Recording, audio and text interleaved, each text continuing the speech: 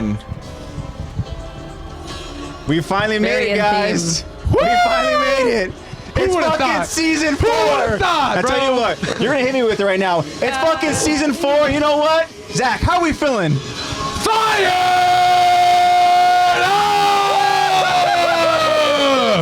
Yeah. That went 0 to 100 really fast. I got a fresh post-sickness voice. I'm ready to ruin. I'm so excited. There you go. Yeah, guys, here we are. It's fucking season 4. We made it. I didn't honestly. gosh. I never thought that we would go ahead and really make season 4 as quickly as we did. I feel like Time also flies, too. yeah. It really went by really quick. There's so much in season 3. I never thought that season 3 was going to go ahead and end as quickly as it did. We thought it was chunky. Zebra Cakes, yep. Zebra Cake says happy B-Day. We want to give a very, very happy B-Day shout out to Zach Attack right there. Thank you, guys. Zach's Thank birthday you. Appreciate was it. yesterday, but we're still celebrating the birthday festivities. And yeah, we're glad that you're here with us. We missed you last week, buddy. What did I That's do crazy. last week? Last week No, we missed you celebrated. last week. We celebrated Last week I was dying. And then I got better like Zach Friday. is 25. A little. You're close. You're close. I'll take the extra year. Yeah. I'll tack the extra year on. It's better than Thank being you, like. thank you. Zach is Thank you guys. I love you guys for the birthday wishes. Also, Zach, if you wanted to, we have the little microphone arm there. If you want to go ahead and use it. Okay, I'll hold this guy. I'm feeling a little bit more tactile today. Got it. I like it. Everyone say something nice about Zachy. That's so cool. Yeah, do it. Thank you, guy. Thank you. Say something nice about Zach in chat. I like that idea. There's not much. Let's get some fired up in chat for Zach. Yeah, we're here. We'll go ahead and we'll talk about how we're doing. I just want to say again, yeah, Zebra Cakes beat me to it. Thank you, guys. But again, of course, happy birthday to you, bro. Thank you, guys. You know that we Appreciate it. love you here at the podcast. You bring so much to the podcast. And, I love being here. and, I feel so welcomed You every bring time. all the anime knowledge that me and AJ do not know. That is a fucking compliment right there. Damn, he reminds me of Blackbeard. That's fucking awesome. You saying I got multi-personality disorder, bro? That's some jacked up teeth. Yeah, but continue on with your compliments in chat. Zach, Thank will you, go ahead and guys. read them. I appreciate it.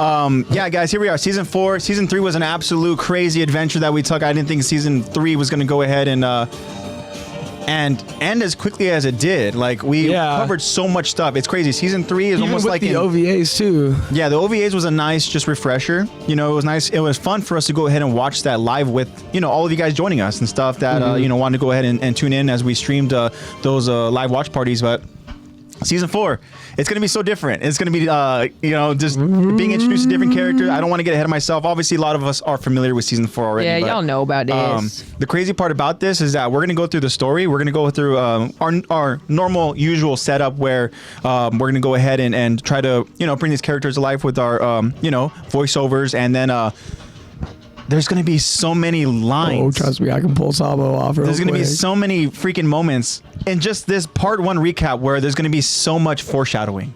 Yeah. And I'm excited for us to go ahead and talk about it because you guys know, I mean, spoiler warning for anybody who is not caught up, but you know, we're gonna go ahead and talk about the foreshadowing and just kind of like how crazy it is that something as soon as episode 1. This is part 1, which means we're gonna probably split this episode into maybe 2 parts, but this is just like the first half of the episode where they're already foreshadowing stuff that's gonna happen literally in the most climactic moment of, you know, season 4. Yeah. And again, it's just all credit to just amazing storytelling and yeah, I mean, I'm excited for us to go and talk about it. But yes, this is officially season 4. This is going to be episode 1. This episode's name is The Other Side of the Sea. This will be part 1 of our episode breakdown and discussion. And I'm so glad for our friends to be joining us here. We have, of course, our favorite Jaegerist, Jacob. We have Josh here in chat. We have the beautiful Zebra Cakes. We have Bat. And anybody else that's over here in chat, go ahead and pop in, say hi. We'll go ahead and we'll say hi to all of you. And yeah, we're here.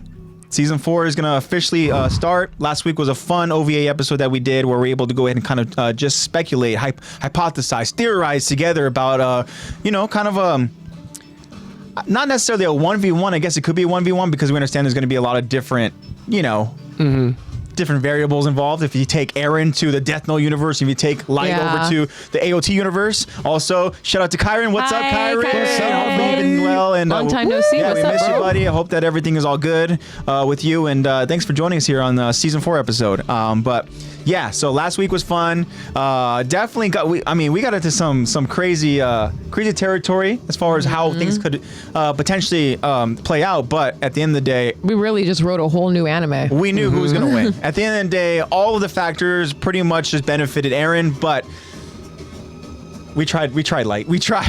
We tried It to pull it depends off. on the universe that they're in. Yeah. Exactly. Yeah. Home Obviously, turf does matter. Home turf does matter for sure. I mean, I don't know. We tried. I know I tried very hard to go ahead and give Light a I fighting tried chance extremely hard. in the Attack on Titan universe. He wins in his universe, I think. I think that he does. Because I think Aaron is too stupid to be like, to not be, because he literally brought everyone together in the pads and said, I'm Aaron Yeager. Yeah. I think Yeah. he's dead in Light's universe. Yeah. He's like, oh, say that. How do you spell it? Okay, got it. Yeah, literally. Is that with an E or an A? I know. Y or a J? What is it? How do you spell Jaeger? Is it like the drink? No, it's a Y. Okay. Yeah, it's a while. Yeah. Okay. Yeah, and then we were even talking about. Ezekiel! I want to ask you, Zach. How do you Fuck you, Ezekiel. How do What's you your think? name? Tony. How do you think Light kills Aaron Name and book. Yeah, as but he writes how? it though? How? You know, it's not. It doesn't always have to be a heart attack. It could be anything. That's true. Because I thought that maybe if he played the long game, he would make it so that it seemed like, oh, well, that's how Aaron would have died Kyron's anyways. asking a question right now. Does Aaron control different timelines in Light's universe? And we actually talked about that, and we decided that because this is a completely different universe, that Aaron's abilities can only go so far. We understand There's that, no right? I feel like they should Eldians extend and- as far as the paths extend. Exactly. Yeah. That's great. And I think that we decided that Aaron doesn't have those abilities, but he does still have, obviously, his Titan. He has, the Warhammer, but he doesn't have that full control aspect that he does over here in his own universe. He's not able to go ahead and talk to the Eldians because, again, that's another aspect of it is that There's no over there, there's no Eldians. Eldians over there over Yeah. in Death Note and stuff, so it's different, but he's still a freaking Titan. Yeah. Kicking buildings down like King Kong. So at the end of the day, if he becomes this massive Titan, then all Light has to do is try to go ahead and gather information, and he can do that without Aaron even being aware that Light even exists. Yeah, exactly. definitely. Just stay in the shadows. Yeah. So Josh, Aaron's name is known across the world. So yeah, No, literally. Yeah. I think he's done. If his power extends to literally other anime universes, then there's no fucking way that anybody can beat Then Aaron. Aaron Yeah. just wins. He's literally God. Yeah. Then God. he's the new Goku. Yeah. Yeah. Exactly. Goku can't even beat him in his own turf. Seriously. That's how you know it's real. But yeah, so it was a fun episode. But yeah, how do you think Light could essentially kill off this Titan, this random person that he ends up somehow knowing that this is Aaron Yeager? Well, no matter what universe it is, there's gonna be what's it called, like law enforcement getting involved or like military getting involved because there's a giant naked person running around. Yeah. I say just blown to bits, bro. Okay. Just their tank or like a bomb or something from military just so happens to land right on the nape of Aaron Yeager's Titan. Yeah, because Aaron also doesn't know about how advanced. Military Light had a technology tiny is. TV in his chip bag. Do you think Aaron can comprehend that? Yeah, I know. They But don't also- they He don't couldn't even comprehend a photo. To your point, though, How is it going to comprehend this world of Japan? These lights move in their colors. Americans today still can't comprehend that's obviously- Japan. that's Give obviously this a great man a point. kaleidoscope and watch him have a fucking seizure. From no, the yeah, he's shapes a and Victorian colors. child. Feed him a Four Give him a Loko, Baja and I Blast think you freeze. win. Give this man a Baja Blast freeze. Kyron is saying that what if people just keep calling Aaron a devil? Like in AOT, and Yeah. Light can't figure out his name. Yeah, and then Josh says Light is way smarter than Aaron. I will agree, I that agree. he is smarter, but Aaron is more powerful. He's just not strong. And, yeah, Aaron is way more also, powerful. to your method of how Light would go ahead and kill off Aaron, I wanted to ask you, and this is something we talked about over in last week's podcast, is Aaron going to go ahead and regenerate as his Titan does? Or because he's blown up, does that essentially mean that the nape essentially is all blown up If too? he can still turn into a Titan, I feel like he should still regenerate. I feel like that Because just comes with the Titan. I wasn't expecting Zach to go ahead and say blown up to bits. Yeah. Because at the end of the day, if that makes me think of like Rod Rice blown up to bits. Boom, you know, like there's a chance there if he's blown up, like that Nape is fucking blown up too. Yeah, you know, well, so he's dead. That's what I'm saying. Like, if the way I see it is, Light's a smart dude. Light wouldn't even tell anyone about what he can do, and he would be like, "Okay, if I need to stop this giant person, what do I do?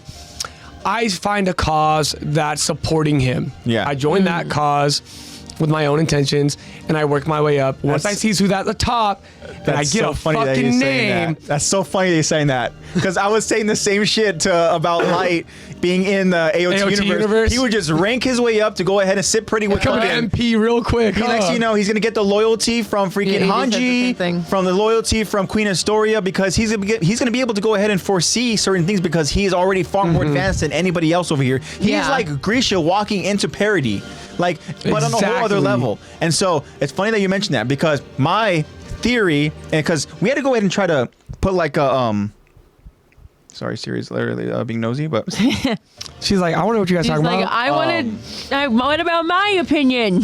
But we wanted to go ahead and kind of paint a picture, right? Lay out the foundation here so that we can kind of like, you know, gather our details. And my kind of like, you know, my storyline was like it's somehow just transported into this universe.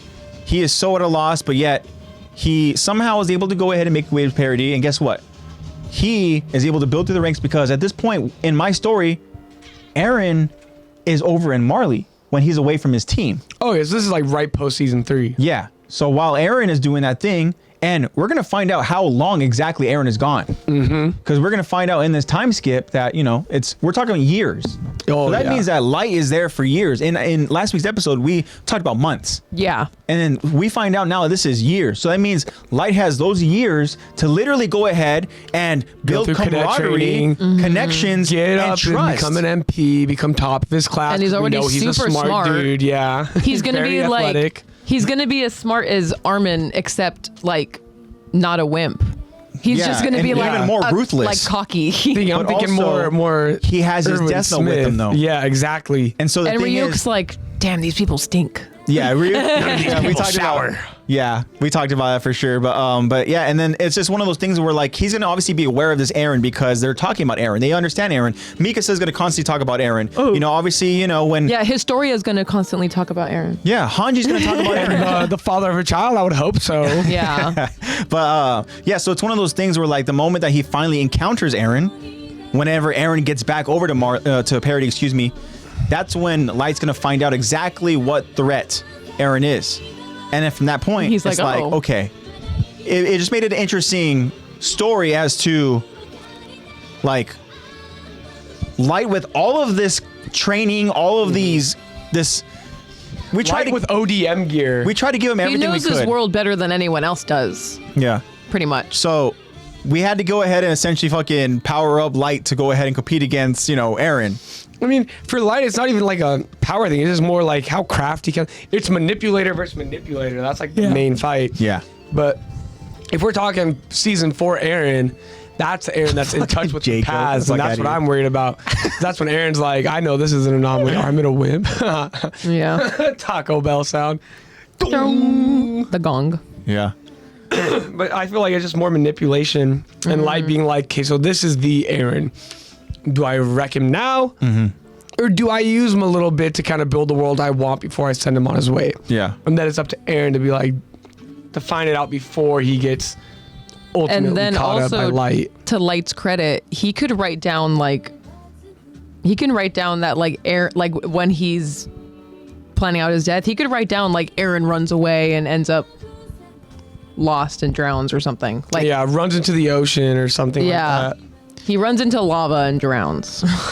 The fire. That Yeah. The thing is, that is the most important detail is how Light decides to kill Eren, because if he decides to try to just, you know, give him a heart attack or tries to just whatever the case is, Unless it his is body's like going to somehow regenerate. Yeah. And what happens when Light's all of a sudden like, wait, what? Why didn't he die? Like, I'm trying to go ahead and understand. Like, he's going to go ahead and try to like process all of that. And then, you know, he'll I feel just like he would have Eren die through like an illness. Because the people now are like, we don't know what the hell tuberculosis is. Yeah. We don't know what bronchitis I is. immediately go to decapitation. That's immediately what I think of for Light. Well, I assume that That's assuming there's at no this founder point, involved. Light already knows, like, okay, so that's how you kill Titans. Aaron is a Titan. You're Yeah. gonna get him at the nape. Okay. Yeah. That's all I was So like. If I'll have him run off and cut his own nape and like die in water so no one finds him because there's no like police technology. So like There's would no probably be like, dude, forensics. this is so easy. There's no fingerprints, nothing. I'll just have him run away and his nape ends up getting slit and Yeah. boom, I win. or even just like, so let's just say Light tries to time it to the rumbling, so he knows that there's less countries to deal with afterward. in terms of another thing building that his we added world. in. Yeah, we talked about the rumbling too. Where How Light Light- would deal with the rumbling. Light could say, "Oh, well, How once would Light also fare with seeing a Titan for the first time as well? You know, I know he's seen a fucking Shinigami, but Yeah, the Shinigami, he was but a Titan's a lot different hello. from that." and also I apologize, I didn't mean to interrupt you. No, you're good. You're good. But I'm thinking more like if it's in the middle of the rumbling, because we know that he can't force someone else to kill him, right? He can't control. So he couldn't be like Mikasa kills Eren Yeah. Yeager. Yeah, you can't have someone else It's do the it. same ending, just with my little twist on it. I feel like it'd Can be you? more of No, I don't think he's able to go ahead and go don't think you can and command use someone else to commit else's murder. own free will to go ahead Isn't and kill that how someone. they killed L? Oh no! They hired. They not hired, but they had. Sorry, spoiler alert. Death Note spoilers incoming. Yeah. Dang it! Sorry if you haven't seen Death Note. I think everyone here has. But anyways, that was so bad. But they send someone to kill Watari and L. But is that like one of their loyal whatever, and they just give him a notebook and they're like, go do this, and that's how he finds their name and does it, and then he ends up killing himself, right? I believe so. Pretty sure that's how that happens. If he has that ability, I've only seen it then like 10 that times, I Just, don't remember. again, that goes to make this whole 1v1 even more interesting. Yeah. But I mean, I don't know. We'll see. That'd be fucking ruthless as all of a sudden, and pretty savage if fucking all of a sudden Jacob, Light bad finds bet. out. You guys saw it really recently. Correct me if I'm wrong. If he finds out that Yeah. Mikasa loves Eren so much, and all of a sudden he's like, "Fuck this Eren, guys! I'm gonna make literally the girl that fucking loves him kill him." Like that'd be fucking savage. That's something Light would do. twisted. That's He'd twisted. be in the back like, yeah. He'd be cackling as he writes it down. I know. Yeah. And Ryuk's like, what the fuck? Yeah. The main overarching thing that I see Eren picking up on is, though Eren can't legitimately see the future, Eren Light still has beat access me. to the paths. I don't in think he season did, 4. bud, but okay. I don't think he did, unfortunately. Yeah, I feel like Eren would start I noticing. don't know which version you watched, but in the original, I think Nier beats him. I'm pretty sure. It's not just Nier, though. It's a combination, but Yeah, it's a group effort. Light definitely didn't win, unfortunately. But no, I feel like the main thing that Eren would notice is if Eren's the one manipulating the timeline, especially once he has that moment with his story in season 3 where he's like starts getting connected to the paths more. Yeah. He would start noticing, why are these people dead who I didn't, or why are they not dying in the manner I chose? For example, like his mom. His mom died because he chose Bertolt or the Diana to go take her. Yeah. Yeah. And Eren would be like, for other people, like, that's not how I set their death to be. Why did they die this way earlier than they should have died? Or why did this person die at all when they're not supposed to? And that's when Eren would be like, he'd be the only one who knows That's someone's doing something against my true. will. Yeah. And I have no knowledge of it. Which, That's a great point. There's an That's- anomaly. exactly. There's an anomaly in my little Yeah. Attack on Titan world. And I love that you really did go ahead and kind of go deep into that rabbit hole, because that's something that we briefly touched on, but we didn't get to that extent. We didn't dive in. Because I feel like if he's going to be the omniscient, all-seeing person of this world, if people are dying without his knowledge, Yeah. or in the manner that he destined for them, he's going to be like, that's not right. Even if it's like in real life, Eren, I feel like he would hear of it or see it and be like, that's not right. That's not how that was supposed to happen. And not even know about it. Yeah. Like how he has those moments where he says things and he's like, I don't know what I'm talking about. I saw something, I had a vision. So I feel like that would be what sets Eren off to be like, something's not right. And then we'd be more in Eren's rabbit hole of trying to find who's my traitor, how are they dying, what manner are they dying? Yeah, like what is going on? Yeah. Yep. And you touched on that he would single out that it would be Light, because he'd be like, who's different from when I left to when I came back? Yep. you know? And you're like, this guy right the here. guy's getting cozy up to my baby I mama know. over there. This guy has like a belt and like a cell phone and like He's what? always carrying that damn journal. It says I know. Death Note on it. I know. It's like he doesn't even put a cover or anything I over thought it it. was edgy. I'm sorry, Mr. Yeager. I know. What happens if someone in the Attack on Titan world touches the Death Note? And they see Ryuk. Then everyone's gonna know about Then that. Hanji fucking has a dude. new thing to be horny about. Oh my God, Hanji! Give me the note. Give me the Death Note now. I gotta see it. Fascinating. So you can fly? And you like apples, you say? You like these apples?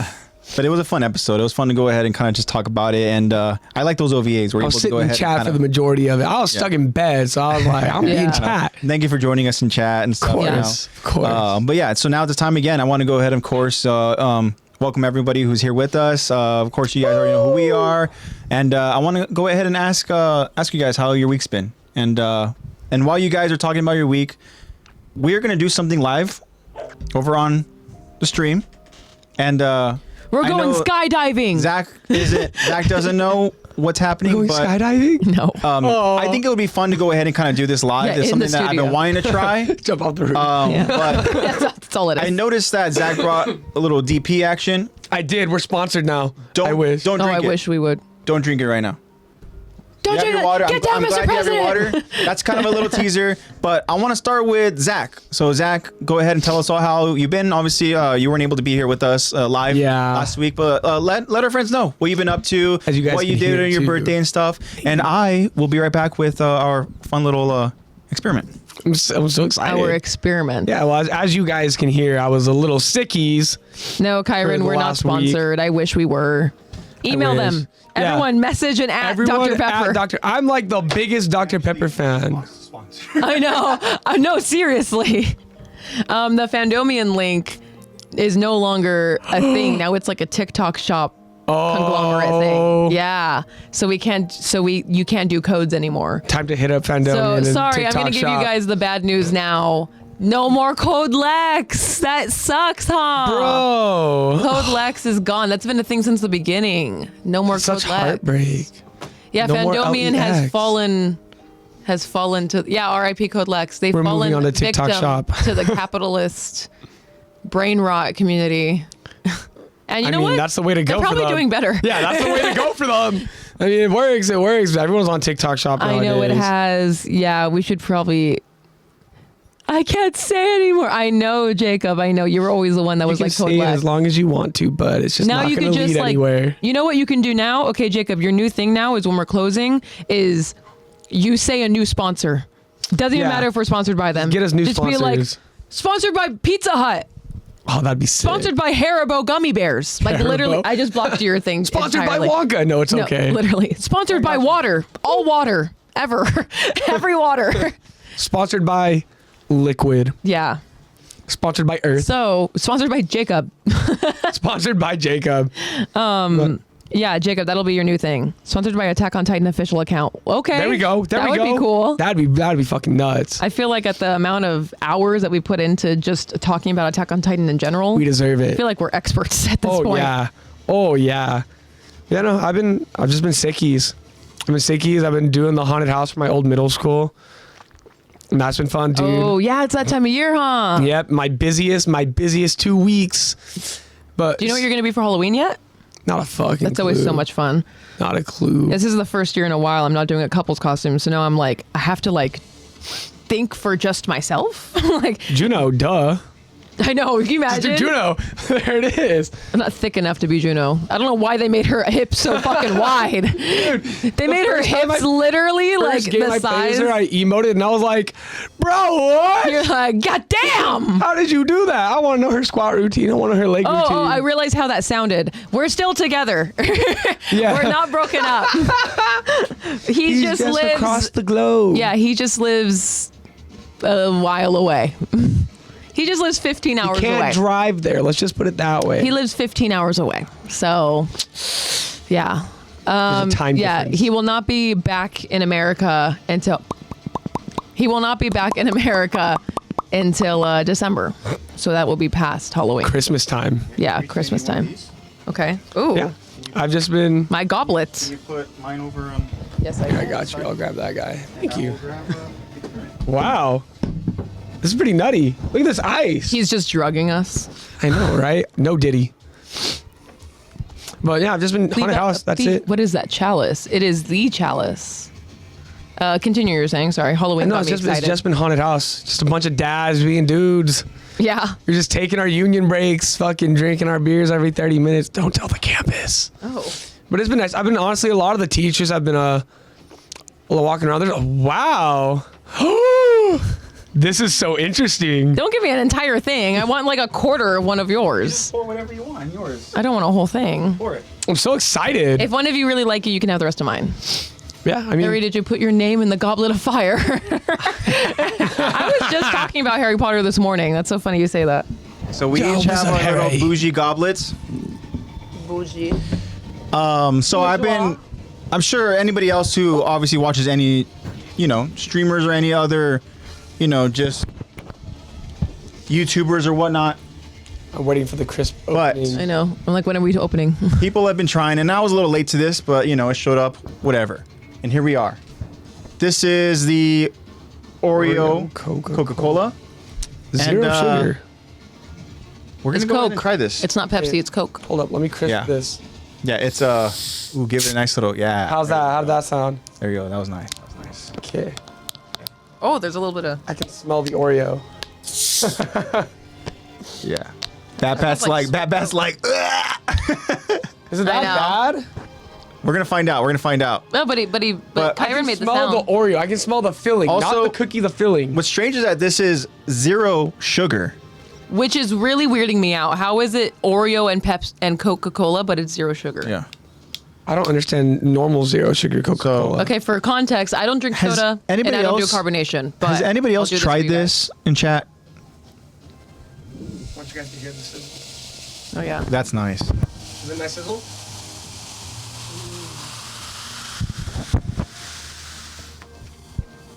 Oh, I can see the little particles. It's nice.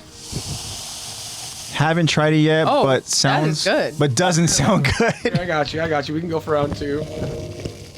I drink the Lord of Soda. ASMR. It All right. sounds like I'm at a movie theater. This is nice. Oh, And they have, like, the Galaxy preview.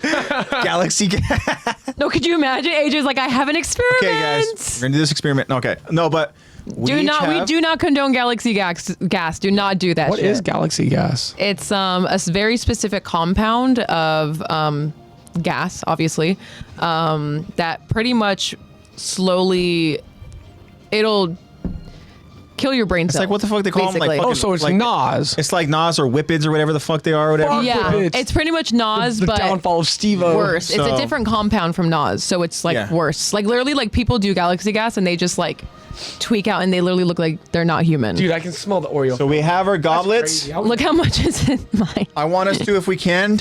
I don't drink soda. Salud. Oh, that's not glass. All right. And now we try. You gotta smell while you're doing it too. You gotta. I do smell Oreo. This smells like Coke scented chapstick. That's a little interesting. It's not bad. Oh, It's a little interesting. Huh. I'm trying to go ahead and I don't think I like that. I don't think I like it. I think it needs sugar. Because honestly, just- the taste isn't horrible. It's just the no sugar. the I no think sugar is what obviously it is. is the biggest. Like, Yeah, it reminds me of the vanilla Coca-Cola. Yeah. But the zero Oh, I do sugar's smell the throwing Oreo. me. Yeah, once you get in there, you can really smell like the cream of the Oreo. Yeah, the cream That's really what it is. It's just like the filling. Oreo Yeah. filling. It's not even the cookie. Where's the cookie? There's no cookie. In you know what? I mean, it ain't half bad.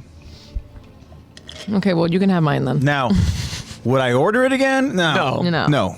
Just fucking But- take regular Experience? fucking Coke. The aftertaste is very Oreo. Oh yeah. Yeah. Oh yeah. The aftertaste is extremely Oreo. Now I love Oreos. Yeah, call me an Oreo lover, I'm an Oreo lover. I'm an Oreo, if you will. if you will, an Oreo. But I don't think I'd buy this again. But this is nice. I'll finish this bottle. I don't think you bought it once, so that's all right. Hey, thank you. Spared me the purchase. Thank you, AJ.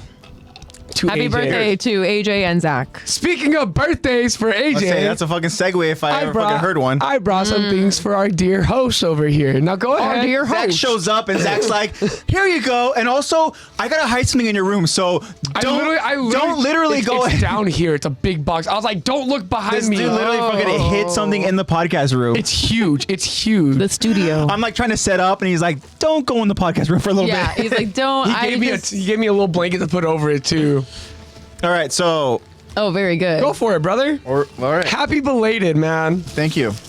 Also, Like I told him, I gave him a little hint. I was like, I need to make sure you were decked for the season. ah, fuck. I should have opened this first, and then I could have poured the. Oh, well, it's okay. it's you gotta fine. christen it with the proper drink. Yeah, don't it's wrapped in a shirt. start that legacy with the Oh, Now Oreo. go ahead and pull it out. Pull out the cup and look at the cup. New work mug. Oh, it's a big one too. Okay, there we go. Please fill it up with water. Had to make sure you Please were let it decked be for the full of season. water and not Dr. Pepper. It's Please. definitely gonna be full of soda for sure. Okay. All right. God damn, this thing's fucking massive. Yeah, I Look at wanted that. to get you a Stanley. good quality one too. Hell yeah. Yeah, you can drop that And and it'll that shit fit in your won't cup break. holder. There we go. And I got you a nice Raider shirt. I got you an extra long or large one, so it'll be a little bit baggy. I know it'll hang down a little bit. Thank you for that. Us all in our baggy t-shirts right now. I know.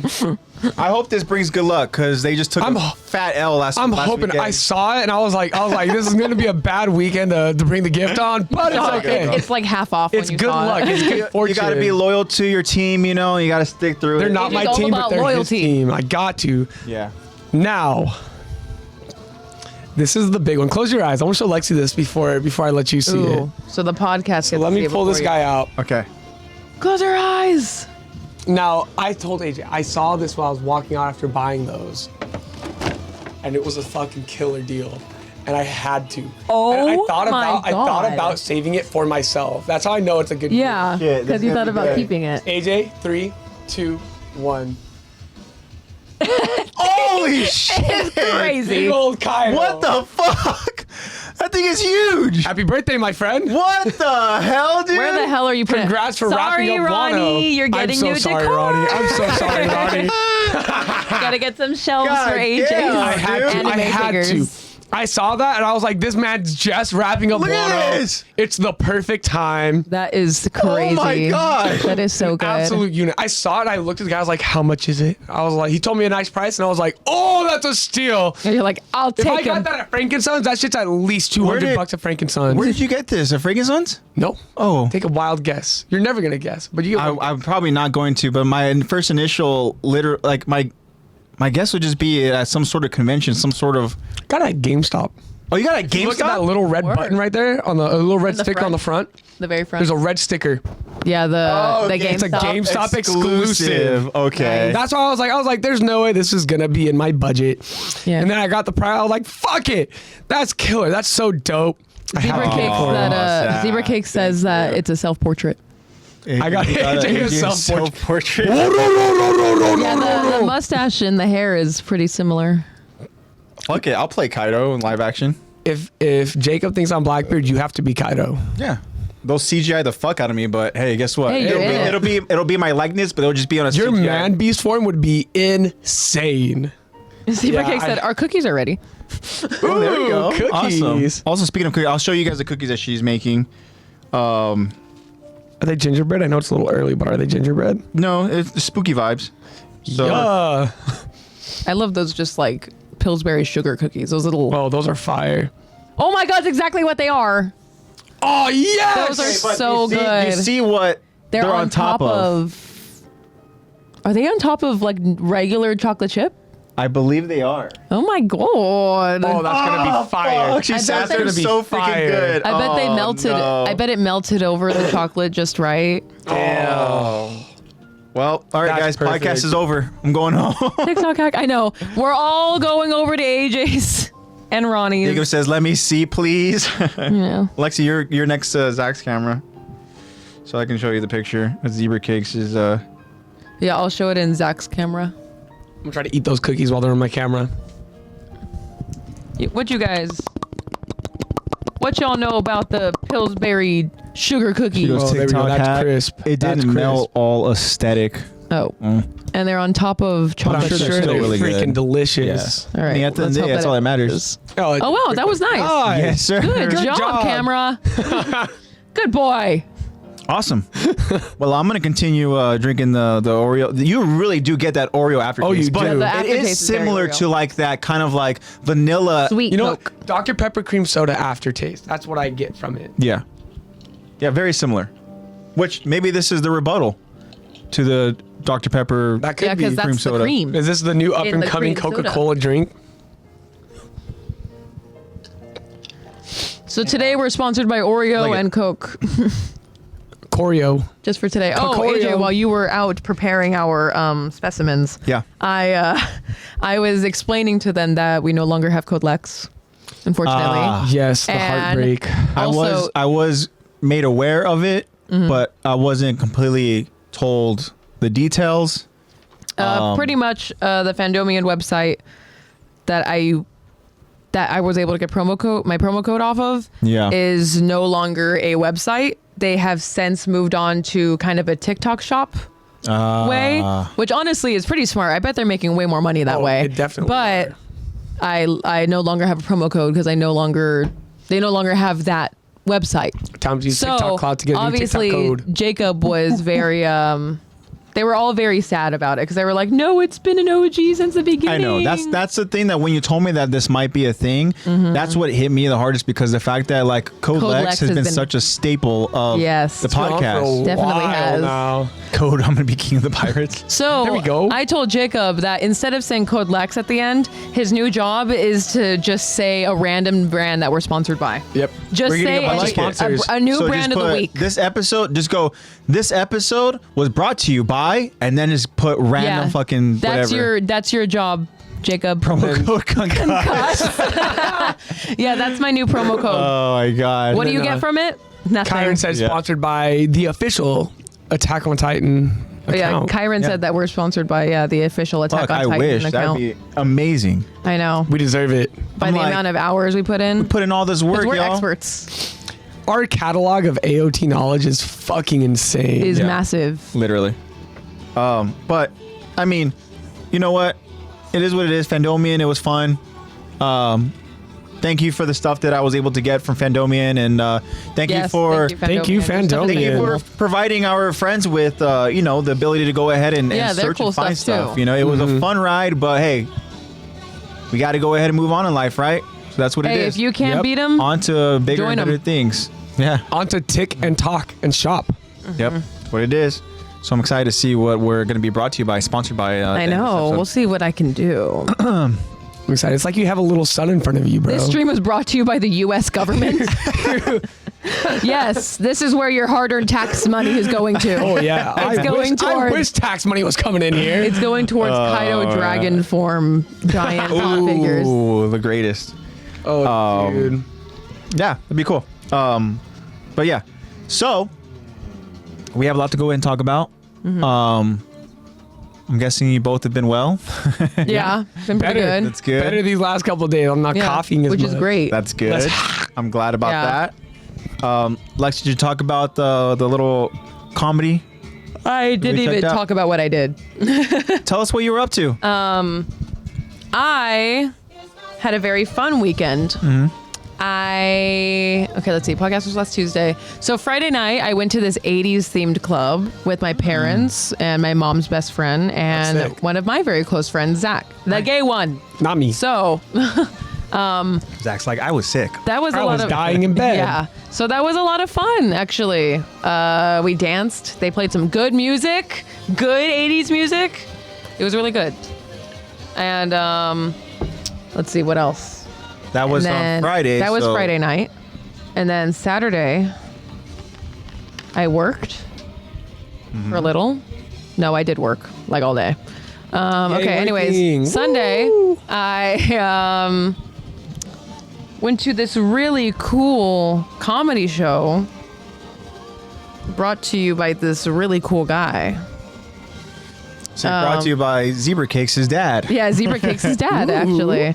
And it was a celebration I can of talk more about it, but yeah, go culture. ahead and, Yeah. and tell us kind of briefly. I'll tell the brief. Yeah. And AJ was actually like a helper in it. So AJ will tell you way more about it. But from my experience, it was a really cool like celebration of culture and diversity with Latinos, and it was really cool, almost like a little convention. And I went for the comedy show, and it had all Latino comics, and it was really cool. They were funny. I do feel like, honestly, the group could have been louder. I thought the audience could have been a little louder because I wanted to be so loud, but I was like, I don't want to like scream because there was times that I wanted to be like, yes, so true, and I'm like, I'm the only one screaming right now. That one person in the crowd that everyone's gonna turn their head and be like, no, everyone's like, is she a heckler? Argentinian girl was all right. Yeah, Argentinian girl was all right. Yeah, she was cute. Yeah, they were really funny. They were really, really funny, and they're really good comics too. But yeah, that was a lot of fun. And then I've just been hanging out, working, enjoying all of the funny stories and antics that my 4th and 5th grade classes are doing on the daily. Because I see like 5 classes a day. Yep. And usually there's 2, like a 4th and a 5th class mixed in one block period of class. So I see like 200 kids a day. And that's insane. I'm starting to know some of their names, but mainly the ones that are either a problem, I know their names, or the ones that are just so nice and helpers, I know their names, or the ones that are always sick or always like, I can't do PE today because my foot hurts. Those kids, I know those ones too. You always learn the extremes on both sides. Yeah. You eventually get to the ones who don't do shit, and you're like, that's your name. Yeah, exactly. You just do what you're told.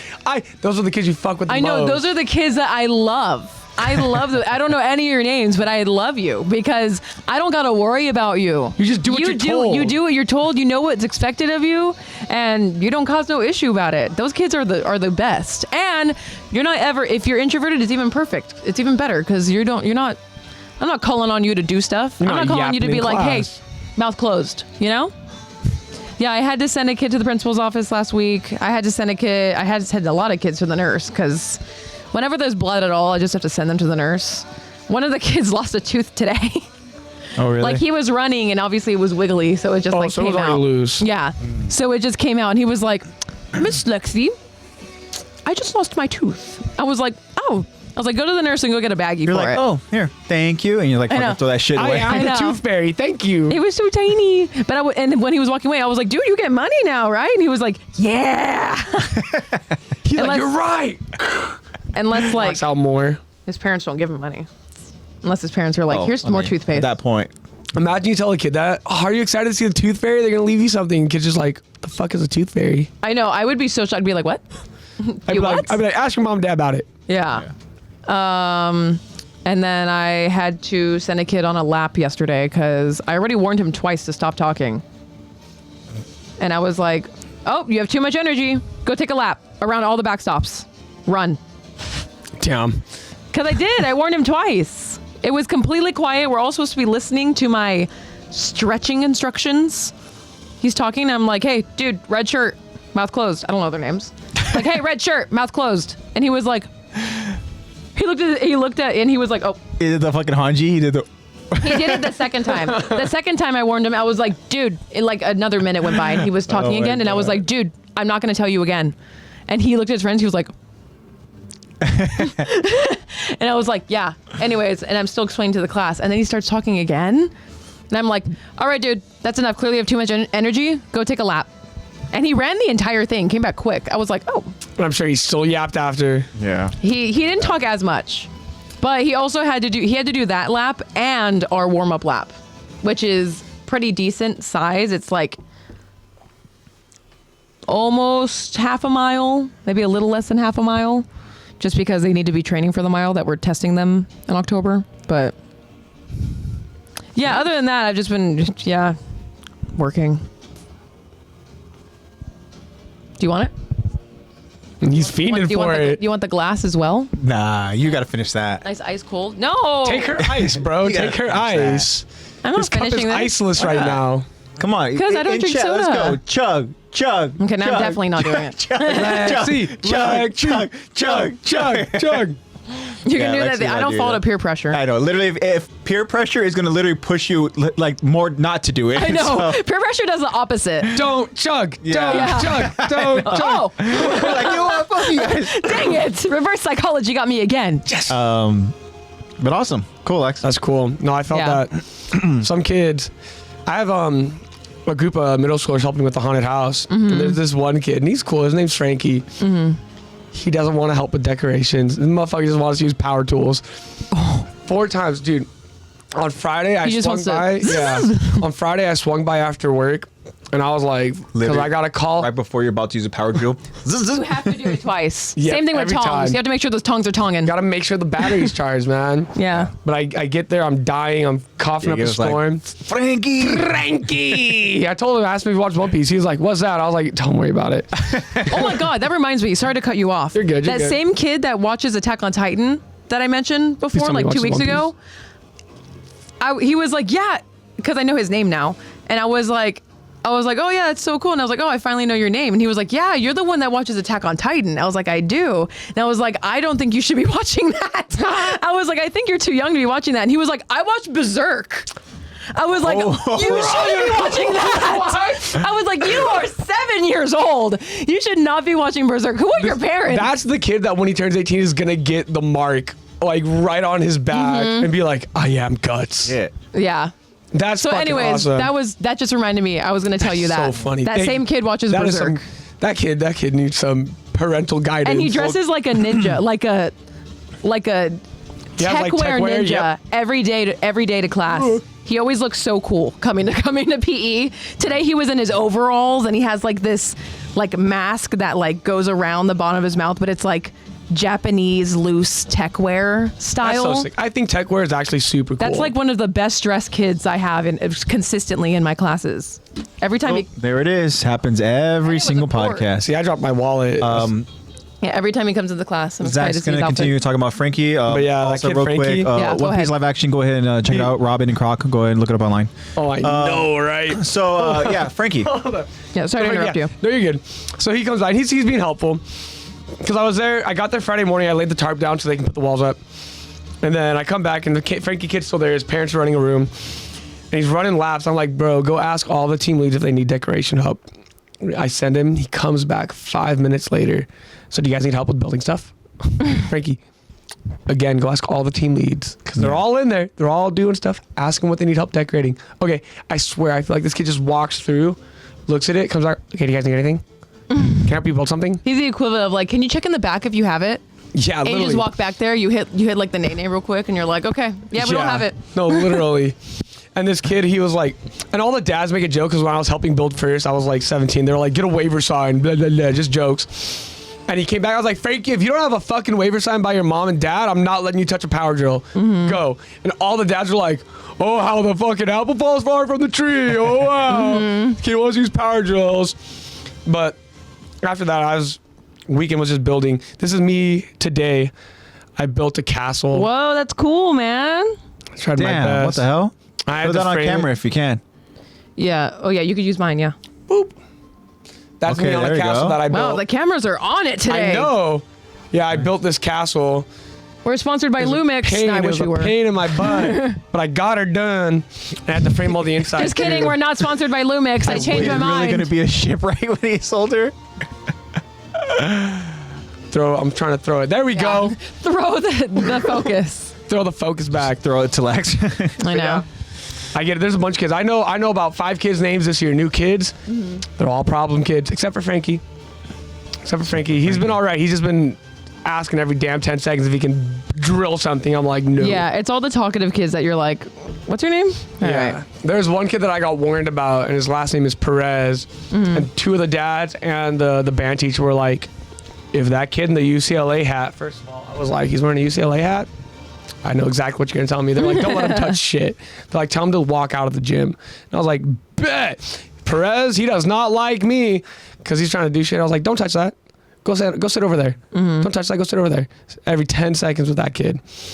Yeah, then I just been building. I went to Donald Glover has a boba shop called Jelly Man over in Really? Sunset. So I went there yesterday. Oh, nice. How is it? It's pretty good. It's more herbal, so it's more like tea. I got Okay, is it way overpriced? Surprisingly, no. Actually, I think I have the picture of the pricing. Yeah, cool. I can tell you what I got too. Work Donald. And then I had funny a name. concert for him on Thursday, but I was sick. Oh. Found out they postponed the concert because he's also sick. Okay, there you go. Yeah. So Perfect. I'm yet to find out when my new date is, but I still have that. So my little drink, which was probably just like a 16-ounce cup, it was $6. And that's with the boba and the toppings and the whole thing. And That's then pretty good. they were selling matcha for $7, so I got a matcha latte for Lola for $7. Wait, your drink was $6? Yeah, Was it 16 ounce or a? 16 ounce. That's pretty good. I know, right? That's pretty good for a it's- celebrity-owned, celebrity branded thing. It's not, it's not very Sunset. On it's not Sunset very- too. That's pretty good. It's not very well known from what I can tell. Like, it didn't have a lot of reviews on it, but it was really cool. I think it's more of like I didn't see a lot of advertising. I saw one TikTok and I was like, Donald Like, Glover. I'm gonna go. I was like, Glover is mine, so I'll go. Yeah. Yeah. But it's pretty sick. Pretty good, pretty cool snacks. I had some Korean snacks there too it's like very healthy based. Okay. So a lot of them are just like teas with boba in it. But I got the sugary drink because I was like, might as well since I'm here. But yeah, that's been my weekend. And then I got Cool. gifts. I got gifts from my girlfriend. I got a new wallet. Aw. Work. Nice. And she got me Because for some reason our wallets, especially men's wallets, are always like barely hanging on. I know, dude, mine was falling apart. That's why she got it for me. She saw mine. She was Hey. like, you need a new fucking wallet. Yeah. Zebra Cakes got me a wallet too. See, it's the go-to gift for a boyfriend. Just Yeah. get the wallet. I have never gotten Luca a wallet. Does he need a wallet though? You're asking if he has money? No. Oh, He will. We'll see. but He has pesos.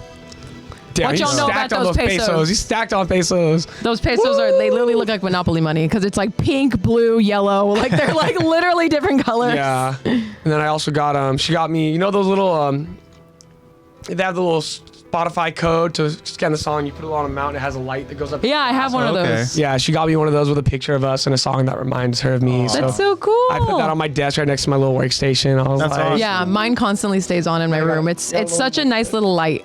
And then I got this It's little cool. necklace with an L on it because I got her one with a Z for her birthday because she asked for it. So I got an L. Cute. So I was like, okay, thank you. That's sweet. Yeah. Yeah, we love that. It was nice. And then I got two cakes. I got cakes from a cake from coworkers. It's a churro cheesecake. And then I got an Oreo cheesecake from the band teacher. Damn. Oreo. And I have not touched either of them because Churro, the sweets- Oreo. Are you gonna want to touch the Oreo one now I'll bring the Oreo one. after drinking? After this? No, tonight's You gonna have to be drink churro that cheesecake. with the Oreo cake. I know. Just Gotta keep the yeah. trend going. Mix it. But yeah, no, I'll eat that churro cheesecake tonight for sure. At least some of it because I love me a good churro. I love me a good churro cheesecake. Dang. Oh yeah, brother. Love giving gifts to AJ on stream. I do love giving And I am AJ very stream appreciative, gifts. but again, bro, like this is above and beyond. You don't. I mean, Don't even worry about it. He looks cool. I You get to know. look at him when I see you. That makes me feel better. but awesome, man. Did Yeah. you see what I got AJ for his What? birthday that he opened up on stream? I believe I did. It was kind of cool. Honestly, It was cool. I appreciate it. because And it was super. Just it's exactly what I needed. Literally, I needed that for just my bracelets, the rings that I have. Oh, the box, the jewelry box. I got him a jewelry box that Yeah. was Oh, you like found it at a thrift shop. yes, I thrifted It was it. That was a killer So it find. was like One Piece esque, you know, kind of had the, the Yeah, it same has like a spooky aesthetic to it. Yeah. Made me think of Thriller Bark, freaking the treasure chest vibe. Brook, freaking ship and everything. Yeah. Oh, that was cool. gnarly. That's sick. Yeah. Real quick to go ahead and kind of also bounce off of something that Lexi mentioned about attending a comedy night. I want to give, of course, a huge shout out to Zebra Cakes for being an absolute fucking boss. Like, talk about like just absolutely taking care of shit and getting shit done. Like Zebra Cakes absolutely killed it. She was like the event coordinator. Yeah, Her good dad job. was That's just awesome. her dad's the CEO, so he was just kind of like overseeing a ton of different stuff, but everything that needed to be organized, Zebra Cakes fucking killed it. And her family just did everything they could to go ahead and make the event amazing. It was a 3-day event. Friday was this gala event. It was really nice. Dinner, we had entertainment, and then there was salsa night that night. Really cool. And then Saturday, it was just an all-day thing with vendors. Pretty much started from like 12, went on to 6, and then really cool just stuff from the a vendors bunch too. of vendors. Like a bunch of handmade stuff too. Yeah, see, and then I became a dictator so quick for a party that isn't even mine. But yeah, she went ahead, she took the bull by the horns, and she just literally did everything she could to go ahead and make sure it was completely organized, structured, and that the vendors were attended to. That is an important detail. There's a lot of times where you go out and you just kind of place the vendors where they need to be, but she was going periodically checking up on each vendor. And I mean, there were a lot of vendors. And again, shout out to her dad for getting all of these people to go ahead and participate in this weekend event thing. That's awesome. But Zebra Cakes made sure that, all the vendors were taken care of. At one point, she even went over to the freaking nearest grocery store, bought 3 cases of water, and then started handing out water to all the vendors. Oh, that's so sweet. I'm talking about above and beyond. Yeah, I mean, event coordinator runs through those veins. And then her sister was literally just like, her sister, okay, so not to go ahead and kind of like, not like, I don't know if that's the right word, like docs or anything, but like, her sister is also incredibly talented. She is a Darman actor, and so she was just doing everything she could to go ahead and just bring attention to it. She also went ahead and she went to each vendor and interviewed each vendor. She was like the photographer, videographer. They had these panels and workshops where people, like different influencers, can go ahead and talk to. And then so, like Lexi had mentioned, this was like a Latino event where it was essentially to go ahead and bring in, unity and stuff like that, but of course it was open to everybody. But the idea was to go ahead and, right? It might be, I don't know. I'd have to go ahead and look that up. We should probably know that. I do know September obviously is Mexican Independence Every Day, month is Hispanic Heritage Month. But anyway, so it was an incredible event, bringing all different cultures, all different ethnicities together and stuff, but yeah, and then so Latinos. Her sister was her sister was doing everything she could to go ahead and again just like bring attention to it, and then their brother was just like another coordinator that was just trying to make sure everything was taken care of. Again, just like at one point he was even outside over on the corner with the sign, just kind of like, trying to bring attention to it and stuff, like sign flipper. Everybody did everything they could to go ahead and make it as successful as it could be. And in my eyes, it was an absolute success. I mean, I thought that it was an incredible cause. It was fun. It was cool. It brought a lot of vendors together. And so like Saturday was the night, was a day of vendors. And Sunday was the same thing, except Sunday night was a comedy night. So we had, that's awesome. I think there was 5 comics, you said? I think there was like 5 of them. 1, 2. Because I know that me and Zebra Cakes missed the first comic. Yeah, there was 5. Yeah. Wait. So No. there was a guy, girl, 2 guys and a girl. Yeah. 5. Yeah, but so the host announcing them was also a comedian. Oh, okay. So Yeah. the host. Okay. So yeah. He made little jokes in between. But So yeah. there were so 6. I guess 7 to 6. Yeah. And some of them are really cool comedians too. James on his Pokemon grind right now. Yeah. Oh. But yeah, I mean, again, it was a lot of fun. I volunteered all weekend, so I was essentially kind of like the guy who setting up and breaking it down. I was over there just trying to go ahead and gather all these tables together and stuff like that, make sure the vendors were all taken care of. AJ was that good student that we were talking about. Yeah. As a matter of fact, nobody knew my name, so yeah, it makes sense. Yeah, AJ was a good student. Productive one. They knew you as the significant other of his daughter. What's funny is that actually Zebra Cakes, they weren't even, they didn't know until later on that she actually is related to the family. So, they're like, oh, wait. They thought she was just hired on. They're like, wait, you're the other daughter? Like, yes, I am. But yeah, so again, it was a great weekend. I was very honored to volunteer and be a part of it. And oh my God. Yeah. Yeah. Yeah. I will say that collar wasn't quite high enough, buddy. I know. At one point, one of the Dominican comedian, so he mentioned the word hickey, and I like sunk into my freaking. Yeah, you're like, I was like, oh fuck, am I about to be a punchline right now? You're like covering it. But wears a scarf. Yeah. So obviously, that's wild. And at the end, they were like, go ahead and stand up so we can recognize you. I did have one. it's fading now, but I did have I see one. the remnants. And you can imagine my concern when obviously the CEO is Zebra Cakes' dad. So I was like, fuck. Pull the hair forward. I know. I had the hair over here, but there's a couple of times where I was like, fuck, I wouldn't just kind of like. Because it almost gets hot. subconsciously Adjusting, yeah. Put the hair up and I'm like walking around and the next thing you know, I'm like, uh-oh. I did have a funny moment though. And it was a big. It was, It was a mosquito. It was a big, it was a big fuck up, but I tried to go ahead and have fun with it a little bit because I knew I was like, I fucked that up. But one of the sponsors was Raising Cane's on Saturday, yeah. Fire. right? That's So- fire. At the end, Yeah, listen to this, Zach.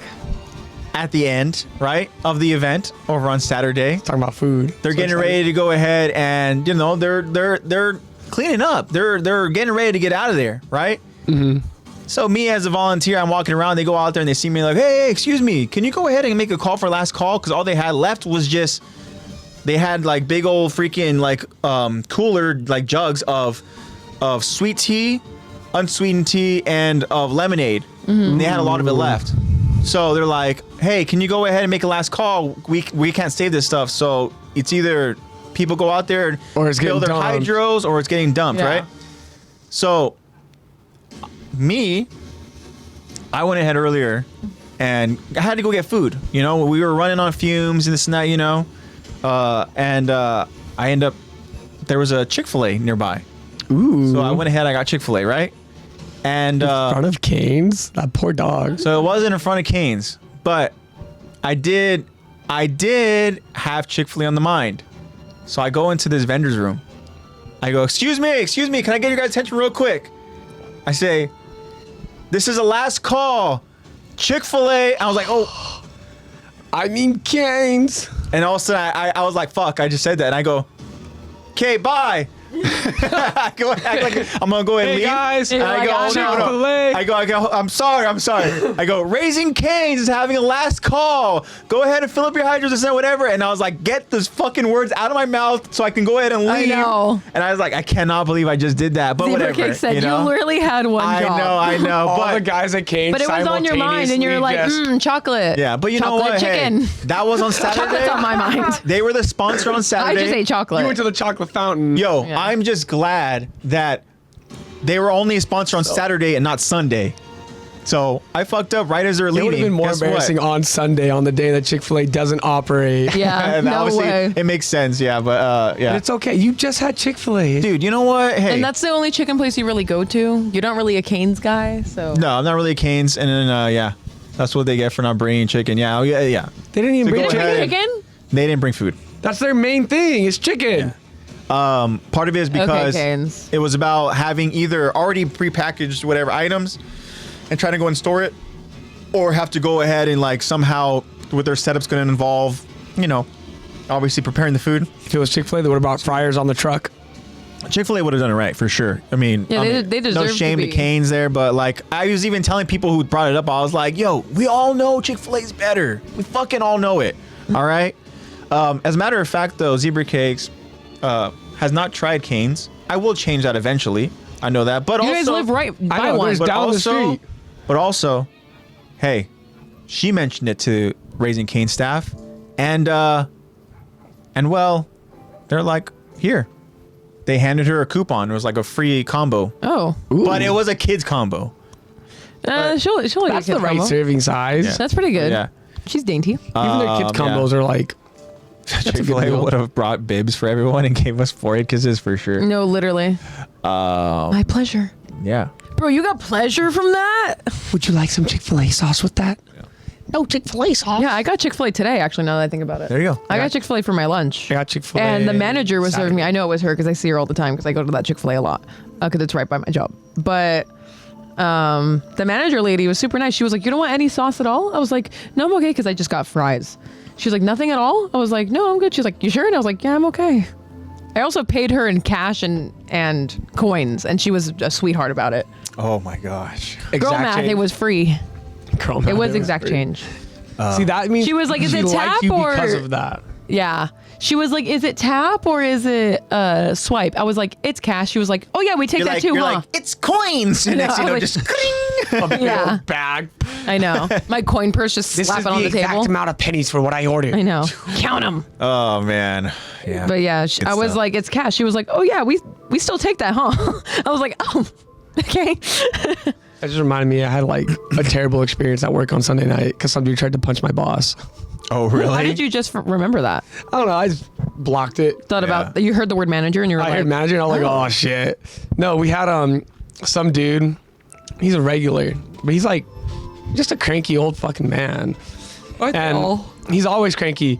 And he's nice to me because I always just on the floor? It is. He's right there. I always just kill the assholes with kindness at work because what are they gonna fucking do? Leave? That'd make me happy. I don't I know. fucking care. Cool. And I go up and I was like talking to him and I come back and he's getting ready to pay out and I guess the server, who she's known to be a bit of a screw up, she used his card. Yeah, she They're like used Stewie Griffin. I know. she used his card on another table that was triple his bill. Oh shit. Oh. So we already refunded it, and I just went up to tell him, I was like, hey man, there was an issue. We accidentally charged your card on this one, and we already put it back. So if the money's not there in your account right now, it'll be there in 2 days, just depending on your bank. And he was like, so you set me back $120 for 2 days? And that's when I wanted to look at him and be like, well, if that's really going to do a problem, then you shouldn't be fucking eating out in the first place. But I didn't say that. I was just like, I'm so sorry, but we're going to discount your meal today too. And then he got mad and I was like, do you want to talk to a manager? And he goes, yes. And I go, cool. Walked over. okay, I man. was like, hey boss, I tried, you're up. And then all I hear is maybe 2 minutes later, you're going to give me my fucking money back, bitch. Oh my And, god. and then she walks back. She goes, I'm not going to talk to you if you're going to call me out my name like that. And she walks back behind the bar and she's chilling with me. And he gets up and he starts walking, trying to get behind the bar. So I just step in front of him and I was like, can't have you back here, man. He goes, get out of my fucking way. And I was like, move me and see what happens. And then he started just yelling at her. And then someone else called the cops. And one of the other girls who works there, her boyfriend was there. Then he got behind him and he was like, you're going to need to step away. Oh yeah. And I was like, now you're outnumbered. So I was like, go sit down, bro. Yeah. Go sit down. You didn't lose anything from being here. If anything, you got a free meal now. Yeah, exactly. And also now he's just making himself look like a fucking jackass. Yeah. So he sits at the bar, keeps chirping. And we explained to him 10 times more that your money is already refunded. We don't have your money. Yeah. Your bank has It's your just money. literally processing. You just got to give it the days Yeah, to process. like, we didn't what the fuck do you want us to do? physically You take want it us to from literally you. go through the freaking cash drawer and just be like, here you go, take I our know. money. That's and not we gonna start with work. our own cash There's bank, so we're procedures not for giving that stuff, shit to man. him. No, hell no. But then he gets mad, and I look at him like, bro, I'm telling you, the money is yours. Yeah.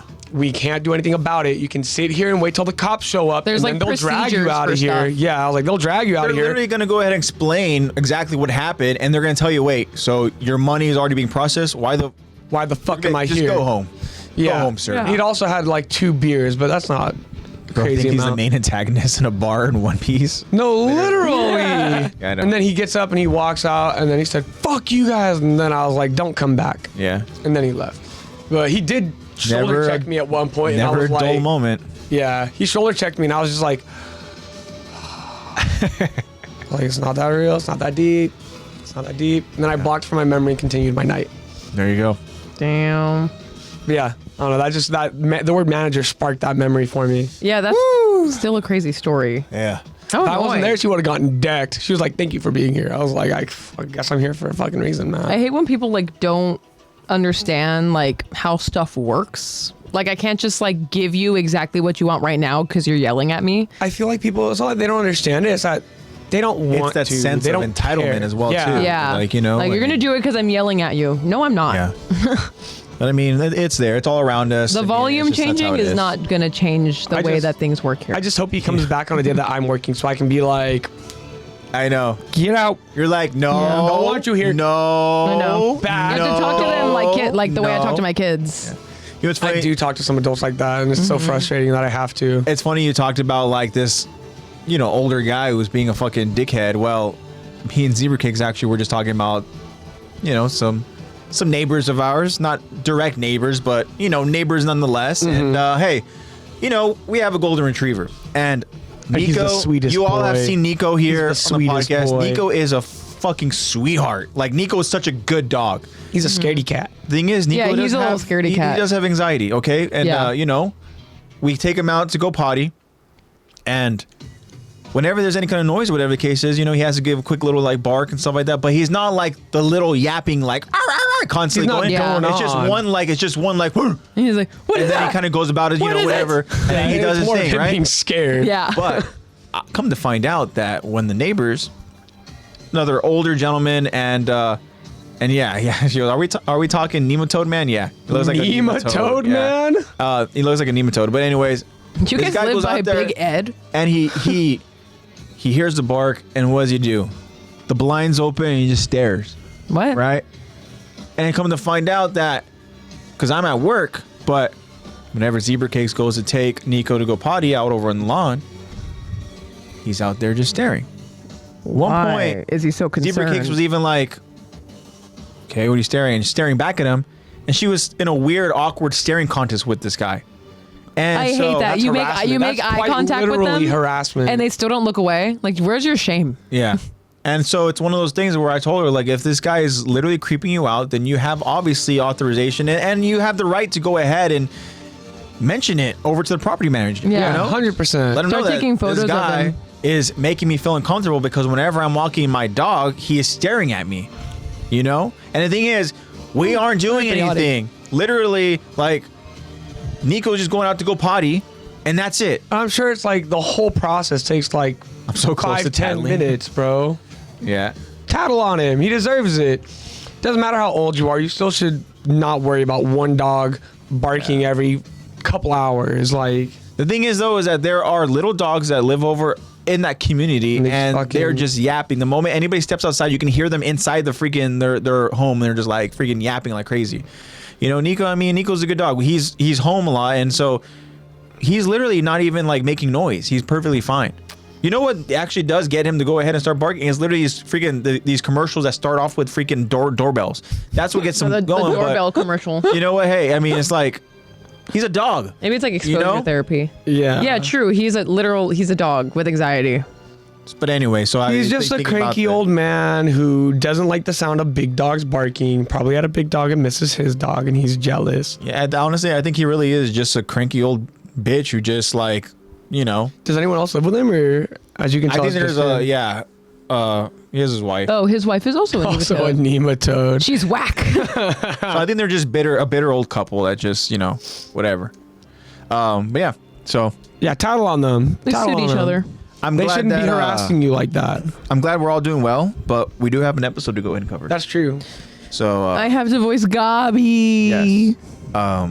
The voice I'm actually kind of dreading a little bit is going to be Commander McGath. Yeah, he's You'll tough. be fine. You'll be. His is gonna hurt after a while, Yeah. probably. I'm just gonna go ahead and I'm not gonna obviously this Go is gonna be our own super- iteration, but we obviously want to go ahead and have some sort of similarity to it. But Because we're not the voice actors. this is our interpretation of the voices. You guys are obviously all aware of that. Yeah. My parents Golden was afraid of her own bark. great. Yeah, but aren't they That's just Nico. the cutest though? That's their dog. That's Nico. Yeah. All right, guys, let's go ahead and let's jump into this. Again, we are officially starting season 4. This is episode 1, The Other Side of the Sea. This is part 1 of our episode breakdown and discussion. Jacob goes, "Oh no, Gabi. All right, I'm leaving." I know. Hope you'll stay for flock. I know, right? They're pretty much the same character. Oh, our voices are Also, I so wanna high mention- definition on this. Yeah. Because me and Batbat have been chatting on the side a little bit. About to hit level 50 for Pokemon Go. Ooh. Oh. Nice. So I commend you. That's a lot of experience. And he was like, the second I hit level 50, they're going to release the next 10 levels to level 60. Because right now 50 is the level cap. Oh, really? So he's been putting in the work. He's been putting in the work. I'm going to become your best friend on there. I got you. I'll get you that XP. I am 22. I'm like mid 30s. I have another friend who's also like high 40s. Yeah. I'm like, damn, that's a lot of Pokemon Go. But I don't battle at all. See, that's what you gotta do. I'm I don't not big on Pokemon Go battling. I'll just play Pokemon Showdown and have my 6v6s and have my setup moves and So everything. I have that I do on my walk to my car on my way to work. I go ahead and just try to pick up, maybe 1 or 2 Pokemon.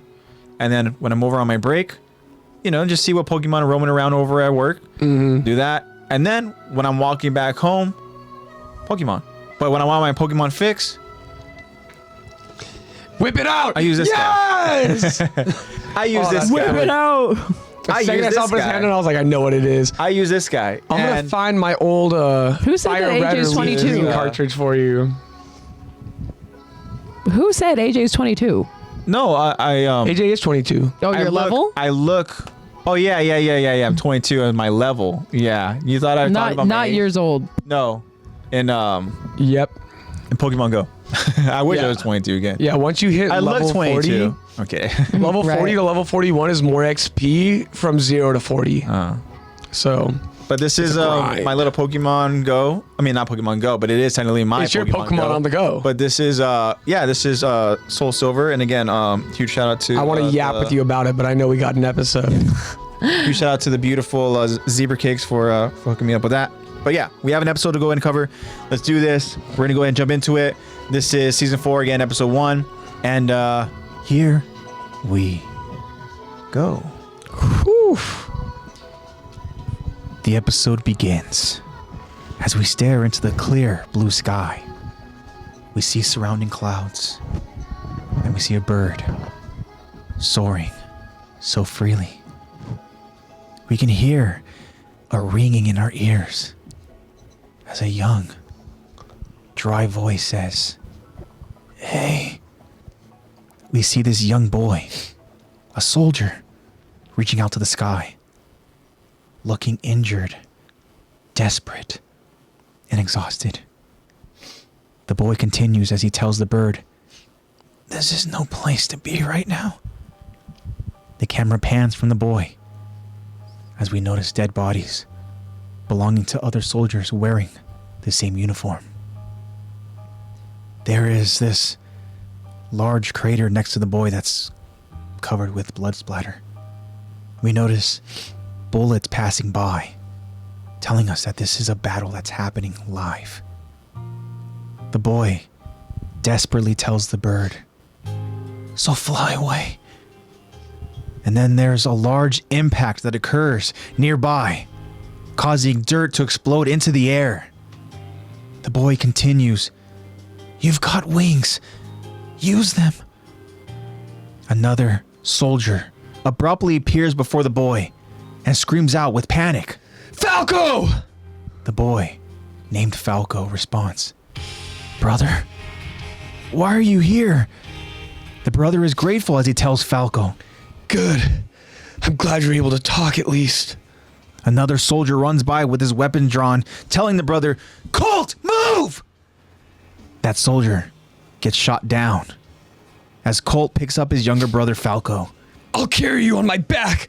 Try to hold on. We now see Colt sprinting through this open rocky plain with his brother on his back as nearby soldiers are being gunned down by a turret. Colt yells out as he sees a nearby foxhole trying to outrun and avoid the turret fire. Colt jumps into the foxhole, relieved to have saved his younger brother for the time being. Another younger boy wearing glasses is inside this foxhole and tends to Falco, checking to see if he's okay. A man, appearing to be some sort of commander, walks out of a bunker and orders, "Report! What happened out there, Colt?" An exhausted Colt gathers his breath and answers, The Eldians' advanced squad has been wiped out. They took a direct hit from an artillery shell and got blown to bits. The commander now asks, "What of the trench?" Colt answers. It's hopeless. We can't dig any further. The commander, not taking no for an answer, responds, "Oh, and who decided that? Are you trying to give me orders now, Eldian?" Another soldier screams out to Colt, Insubordinate mutt! You watch your tone with Commander McGath. Colt tries to explain. But sir, if things keep going like this... The scene suddenly changes to 3 young soldiers staring at Falco. A blonde girl tells Falco. Falco? You look like you're drunk. A brunette girl adds. Guess he must have hit his head pretty good. A boy wearing glasses asks. How much of the last 4 years do you remember, Falco? You know we're at war, right? Falco asked the group of young soldiers, "Who are you people? Where am I? I don't get it. Wasn't I just flying around with a couple of swords in my hands? Oh, like that. And there were titans, too." The brunette girl interrupts Falco as she pours water over his head. The brunette obnoxiously says, Okay, it sounds like we're going to have to re-explain the entire operation. Just do your best to keep up, Falco. Here goes. This war is dragged on for 4 years now, but with this battle, we can end it. All we have to do is capture Fort Slava. Well, to be exact, we have to destroy the Mid-East Allied Forces fleet in the harbor beneath it.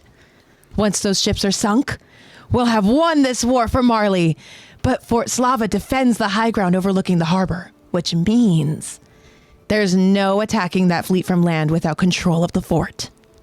As the boy with glasses and the blonde girl attend to Falco's injuries by patching him up, the blonde girl asks, So, why can't the Marleyan fleet just attack them from the sea? The boy with the glasses tells the blonde girl, Come on, Zofia. Do you really think that we can count on that Navy to do a thing? It took them 4 whole years to establish any version of control over the seas. And this shouldn't really be a surprise, but they lost half their damn battleships in the process. So of course they're too chicken shit to do a single friggin' thing until we've taken this massive death trap of a fort from them. Screw every single one of those stupid, incompetent cowards. The brunette tells the boy with glasses, Calm down, Udo, before you squeeze Flacco's head off. Flacco's? It's okay. That's close enough. Let me try that again. Okay, let me segue into it, okay? The brunette tells the boy with the glasses, Calm it down, Udo, before you squeeze Falco's head off. Udo apologizes. Sorry. After squeezing Falco's head, trying to wrap a bandage and getting too animated over this conversation, Falco asks, So what gives? Why do they send us to the front lines? It's not like 4 warrior candidates can make a real difference. The brunette responds as she appears almost offended. First of all, you can speak for yourself. Second, they want to judge us. They're choosing their next warrior. The time is almost here.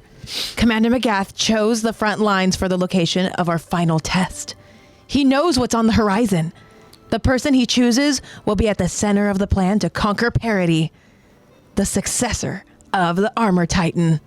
And speaking of the Armor Titan, we then see a scene of this melancholic Rhina, who is 4 years older, waiting in what appears to be a Marley aircraft ship. That depressed bipolar motherfucker. Yep. All right. You're Well, pouting in the midst of war. While Literally. seeing this nice little hover ship. obviously now, completely new setting. Completely new characters. Yeah, season 4 really just... Dives right in. We're going to go ahead and be introduced again to this whole idea and this new perspective of these characters, where now we're going to go ahead and see things from their perspective and have that the same thing we've gone on to go ahead and really kind of I guess learn. The same thing we've gone on to go ahead and kind of been informed about this this hatred to these island devils, right? These characters that we're very familiar with that obviously, you know, they live over in the island of Parity.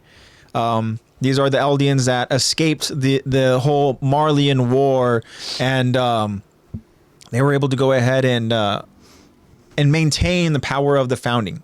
Yes. The founding Titan user, who was the king, I believe, pretty much fled over to this island. It's all stuff that we obviously learned, and You all paid attention in history class, right? Titan we 101. understand that Titan 101. nothing has really changed in terms of the segregation, in terms of the hatred for the Eldians, which we even learned from Magath as we find out Colt, who obviously is this older brother to this character that we see right from the get-go, right from the beginning of this new season, Falco, and it's very similar. We go ahead and we see a lot of similarities to how season 1, episode 1 started for us. Yes, extremely similar. Falco parallels. is not entirely sure what's happening, whereas, you know, Aaron was a character that obviously was asleep and had these visions, wasn't sure exactly what happened. And both have this idea of like, you know, at least from what we can see here, don't want to get too ahead of ourselves, but this idea of freedom, at least Through conquering. we obviously are very much aware of Aaron's idea of freedom. Yes. Here it looks like Falco, you know, he's kind of reaching out his hand. He sees this bird flying out. We are very aware of this whenever we see a bird in any other scene that we have that's of impact in seasons 1 through 3. It pretty much will give us the meaning of freedom. And in here, we have this bird that's just seems to be alone that is flying over in this battlefield. But nonetheless, probably trying to see if Falco's really dead. He can have dinner. that's a good No, point. getting ready to munch, looking over all the dead bodies. Yeah. He's like, But to my point, though, it's cooked. Colt is a character that we find out is Well done. Eldian, and Yes. this commander, Commander McGath. He doesn't pronounced like McGath? McGath, yeah. Okay, my bad. But, Magath. yeah, you maggoth. But yeah, Commander McGath, Commander he Maggot. even goes out there and he even like, what the fuck does he even say? He's just like, you know, like, you giving me orders now, Eldian. Yeah. You know, so Very obviously, much talking down to them. And then wow. his stupid little pet pig chimes in too. Yeah, because we know that obviously they need to have these Titan warriors, which we come to find out that these children are Titan warriors. Obviously, Colt is older, but we're gonna learn more about Colt and why he's there. Obviously, in the next part here, but we're gonna talk about. But they're Eldians because they're the ones who are going through trainings because they're the only ones that can become Titans. Excuse me. So a lot of new here. And then Right. Yeah. one thing I noticed too, especially on my first watch through, is they all got bands. Yeah. They all look like Nazis. Yep. Yeah. Exactly. Yeah, you're like, what is going on here? So we find out from Something characters eyeball. that they're obviously in this war. They're obviously in this battle, and it's history kind of repeating itself, right? They're trying to go out there and claim some sort of kind of like, you know, power. So Yeah, the they can go parallels ahead are insane. and finally take care of those island devils, right? We understand that Marley here is kind of like what is the setting here that we're kind of like, you know, Yes. focusing on. Let me find out exactly where they're kind of talking about. I know that this brunette character that we haven't been told what her name is yet. We obviously know what her name is, but Yeah, we know who that is. as far as here, we're familiar with the Could you character. tell by how annoying I was making my voice? Yeah. But this brunette character, she goes on to explain that why this is happening. Right now, they're currently over in this kind of like, as it described as this kind of like very, I want to say almost like a desert type terrain. Yeah. Very Like rocky. wasteland. Very sandy. Yeah, like and like mountainous like wasteland. there's sand dunes. Uh-huh. and I'm thinking like the hills outside of like Vegas area. Yeah, that's what it's so giving. this is the Mid-East Allied Forces, right? And this is specifically Fort Slava, which they're trying to go ahead and capture. But they have these harbor forces that are kind of like what's in the way. We're going to learn more about that as well. Yeah. But right now we're being introduced to characters. We're trying to find out what the hell's happening. They're over in this battlefield. Why is Falco hurt? He has like a head injury. Yeah. Why is he talking about? And then I love too Yes. when we go ahead and we hear certain sentences I from these wanted characters. to talk about this. Yeah. And you know, it's something that I mentioned at the start of this podcast that there's going to be stuff that's going to be really kind of foreshadowing moments, and we're going to go and talk about it. So, you know, for anybody that hasn't completely watched season 4, this is huge spoiler talk moments here. Please watch it if you haven't. Why are you here? Go watch it. Go back and start with Attack the Talk season 1 episode Our 1. Lord and Savior Isayama. But Falco goes out there and he obviously sees his bird. He really somehow resonates with this bird. He's talking to this bird. He's telling this bird to fly away. He says, "You've got wings to use them," right? It's like the first thing he sees when he comes to. Yeah, literally. And he obviously, as we talked about, has some sort of injury that has messed with his memory for the time being. And he's Code concuss. and he is coming to. He's you know, in this war, he's being saved by his brother. We find out his brother obviously cares a lot about Yes. I should say Colt cares a lot Literally about Falco. puts him on his back. Yeah, and he's running through literally this we talked about this battlefield where there's gunfire that's literally happening. We're literally watching bodies drop next to them as they're running. Yeah, and so Like you Colt, hop straight into the action in Yeah. season 4. so Colt, at least for what we see here, appears to be a very like admirable and a very kind of strong and loyal character. Obviously, very loving towards his brother and willing to go and sacrifice himself and try to save his brother. So it's kind of like, okay, this is kind of cool to see first initial impressions for these characters. Yeah, and Yeah. even like when you're looking at Cole and his first interaction with Maggot, that's my new headcanon for him. Yeah. Maggot. Commander Maggot.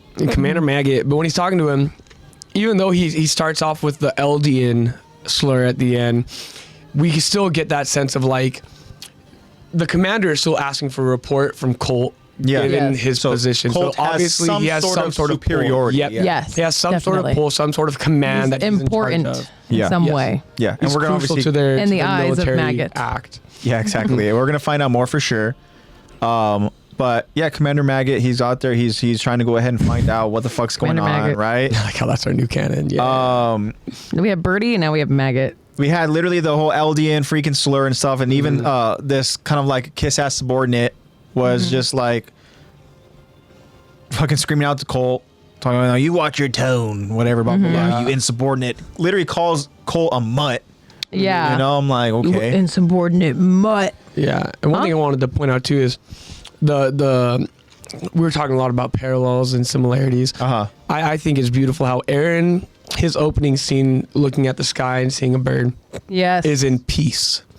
Yep. Whereas now we get This is war. Oh, yep. We get the two sides of the coin. And I Yeah. think it's so funny that it's Falco that we see experience this, because though we don't know her name yet, our little brunette girl, she's the one who I feel more aligns with Aaron. I feel like both of She's them. definitely a parallel to Aaron. I feel like Just both of wait. them are two sides of the same coin. I feel like Falco's more of the innocent youth of Aaron. Yeah. And our brunette is more of what we see in season 3 and 4 of Aaron, that Angsty darker, Aaron. nitty gritty, that wanting for that thirst for revenge to get. of course. Yeah. Vengeful Aaron for sure. There's a peaceful freedom, like I feel like Falco's more of like a fleeing for freedom, kind of like how Aaron wants to flee from the walls. Yeah. And Gabi's more of a revenge for freedom, where I'll smite my enemies to get my they're peace. kind of they kind of both parallel Aaron in their own ways. Yeah. I Two like sides that. of one coin, and Aaron is the coin. But it's crazy that Aaron woke up in peace.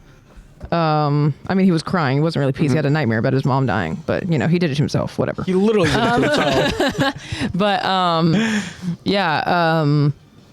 and that he is actually like, I'm gonna use the word angsty again. He's way angstier Yeah. versus Falco waking up in danger in war, and he's like the much sweeter.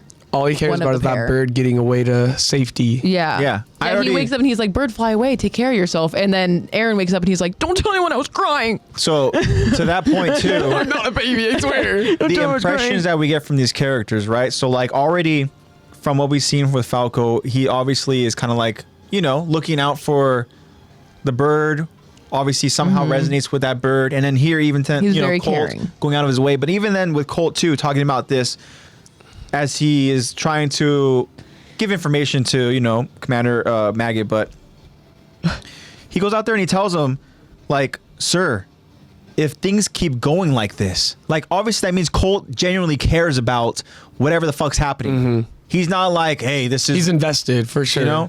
And so that to me in my eyes is I'm getting a little bit of Armin, Yeah, I where it's agree. like, The hey, there's another foreshadowing way. and There's looking another way ahead. we can go ahead and do this, But we're gonna go ahead and find out more about that. And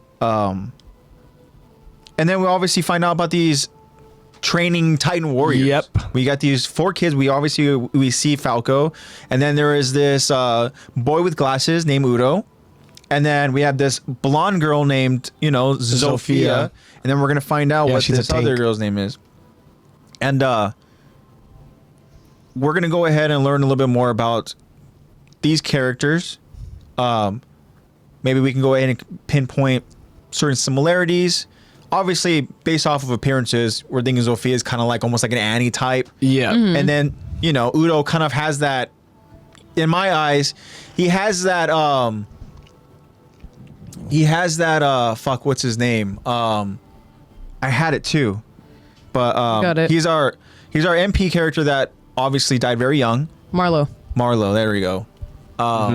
He has Got that kind of Marlo like vibes. Marlo look, and this character, this Udo, is obviously very smart. He's kind of like, I'm guessing, the brains of this He has group. glasses. We're gonna find out more about that too. But even then, when he's kind of going on that very animated rant as he's trying to patch up Squeezing the Falco, fuck out of Falco's Yeah. dome. but And also we're too, like, this guy's a little unhinged. based off of impressions, right? Zofia and Udo are the ones attending to Falco, whereas this brunette girl is not. She's just kind of like, Yapping. Yeah, literally. Yeah. She's just She yapping. thinks she's above the She likes the to send up her own medical voice. aid. Yeah. So again, stay tuned for that too. Where there's gonna be more later in this episode.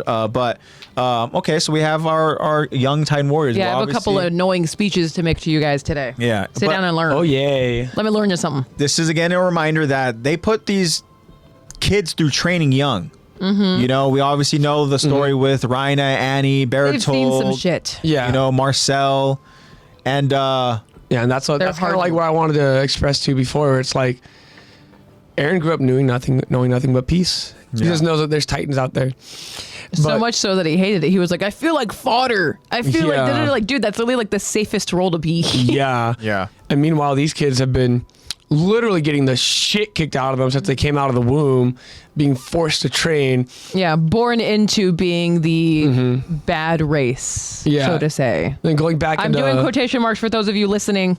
yeah, for the OADs too. That shows like all these kids probably went through similar experiences to Annie Yeah. and her parents, where it's just you're gonna fucking train. Yep. You don't get to do fun shit. You don't get to do anything else. You get to train. Yeah. Shit. you have to and make sleep. your family proud, and you have to go out there and essentially like carry the burden of being an Yeah. Eldian by being this warrior, Like, the fighting fighting for the think Marleyans. about Annie growing up, except it's not just her dad. It's like the entirety of Marley telling her, you need to earn your keep. Exactly. Yep. We also find out that this is time frame wise, essentially 4 years Which is crazy. later. 4 years since we were on the beach. That's a whole high school Wow, it only career. feels like it's been 2 months. Yeah, and again, I mean it's crazy to go ahead and think about the concept of time in AOT. We talked about certain arcs where it's like, whoa, this was only whatever certain amount of days, This was only 48 hours, Yeah. and it was 24 episodes. and here we are 4 years later. Obviously, from what we've seen with Rhina's got the freaking facial hair going on. He obviously looks, still, as you mentioned, Yeah, I wanted We to got bring that Mappa up. attitude now. stuff and all that. I love how they cut to Rhina as our brunette is talking about becoming the armor titan. Yeah. Because they portray it as it's like they're talking so highly of it. Yeah. And meanwhile, we cut to Rhina and it just looks like a curse. It looks Yeah. like the most vile thing anyone would ever want to never have is just be cursed with that pressure and power. Because Rhina can't handle it. Exactly. We know for a damn fact he can't handle it. And meanwhile, they brainwashed these Titan warrior kids into being like, that's what I want. That's what I need.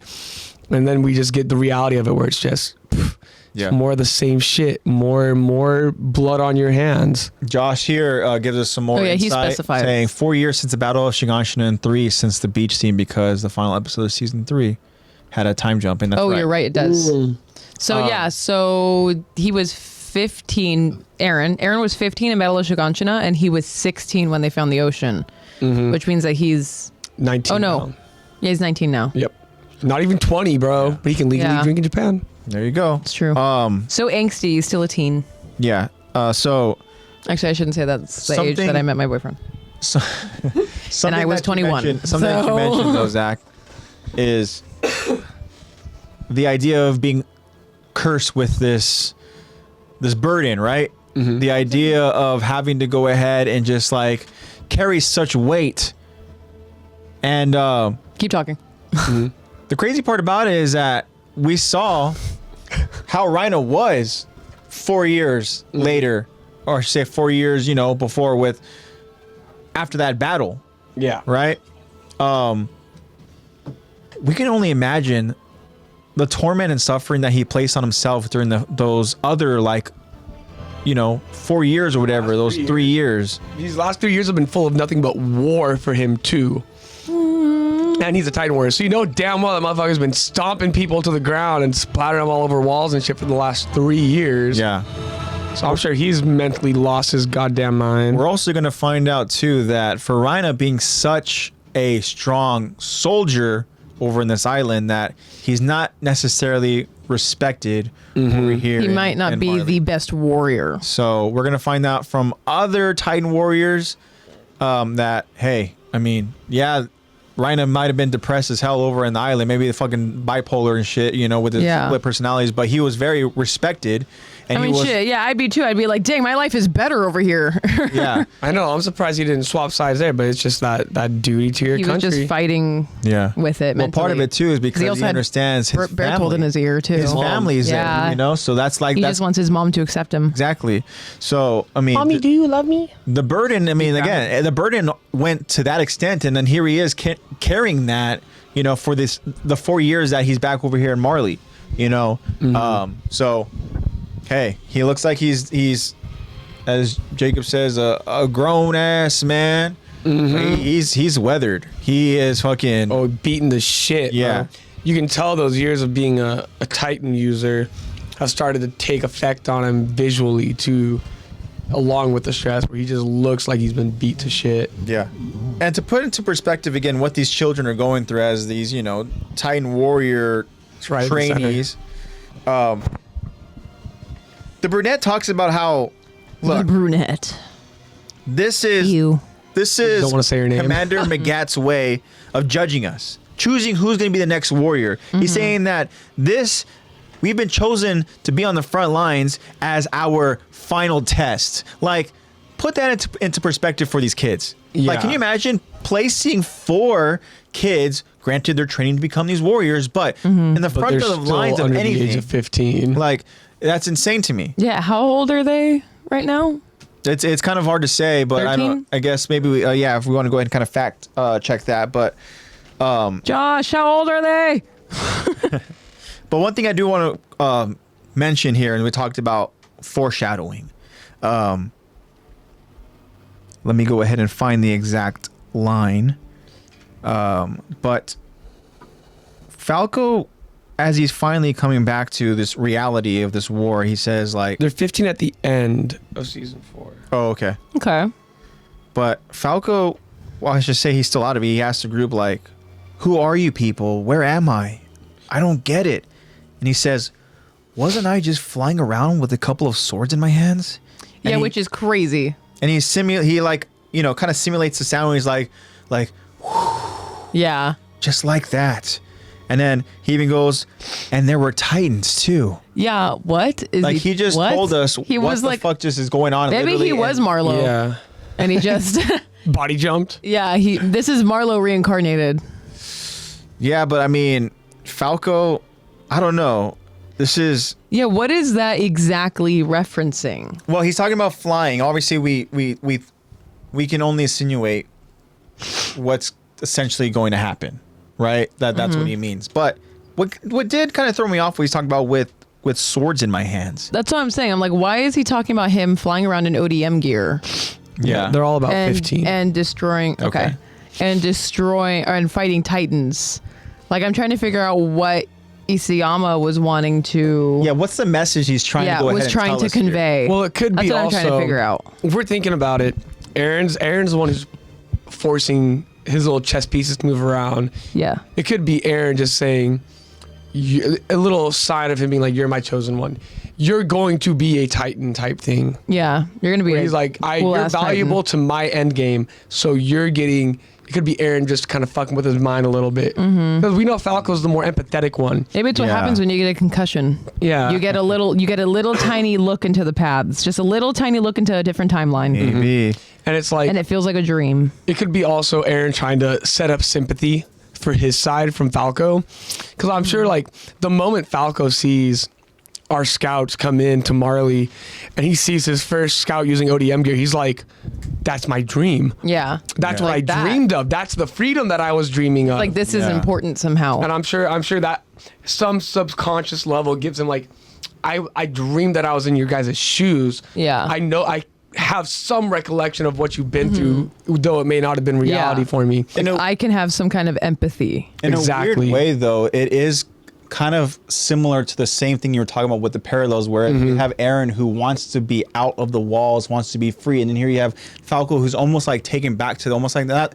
Not to say that the island was primitive, but like it was peaceful. But like he's over here inside the walls. But not to say he mentioned the walls, but like he's talking about like flying around with swords. You would and stuff, assume that he's talking about parody, which makes sense. Yeah, definitely. But I feel like Jacob Falco's the one who said that Falco line. said that he remembers.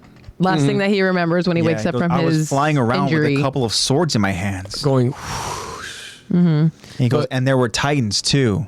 I feel like if you were a Marleyan boy and you were at war, or if you're an Eldian boy in Marley, and you're at war and you're seeing bullets whiz past you and shit blow up, and you have a dream where you have a mechanism to kill titans, and they're not Titan warriors. I would much rather be fighting titans with ODM gear and swords and have my shit than have bullets whizzing past my head fighting other humans. I feel like that's kind of like what he's thinking is that's much more peaceful. It's people fighting monsters, not people fighting people. Yeah, because in his mind, he thinks that humanity versus monster is much better. I mean, given that's what we thought Attack on Titan was when we first started watching, which is crazy. You never know. You could never project where it was going. But him basically talking about, it seems like, just piggybacking off of what you said, Zach, is that like he would much rather be in a world where he has to fight something separate from his own humanity and being accepted into his own humanity. Like, he would rather just be like, okay, this external monster thing, that all of humanity, we come together in peaceful. Yeah, unified, definitely. Unity is definitely a good way to describe it. He wants that kind of unified, this is just what I'm thinking, wants that kind of unified feeling, and parody is the closest thing in that timeline to that, really.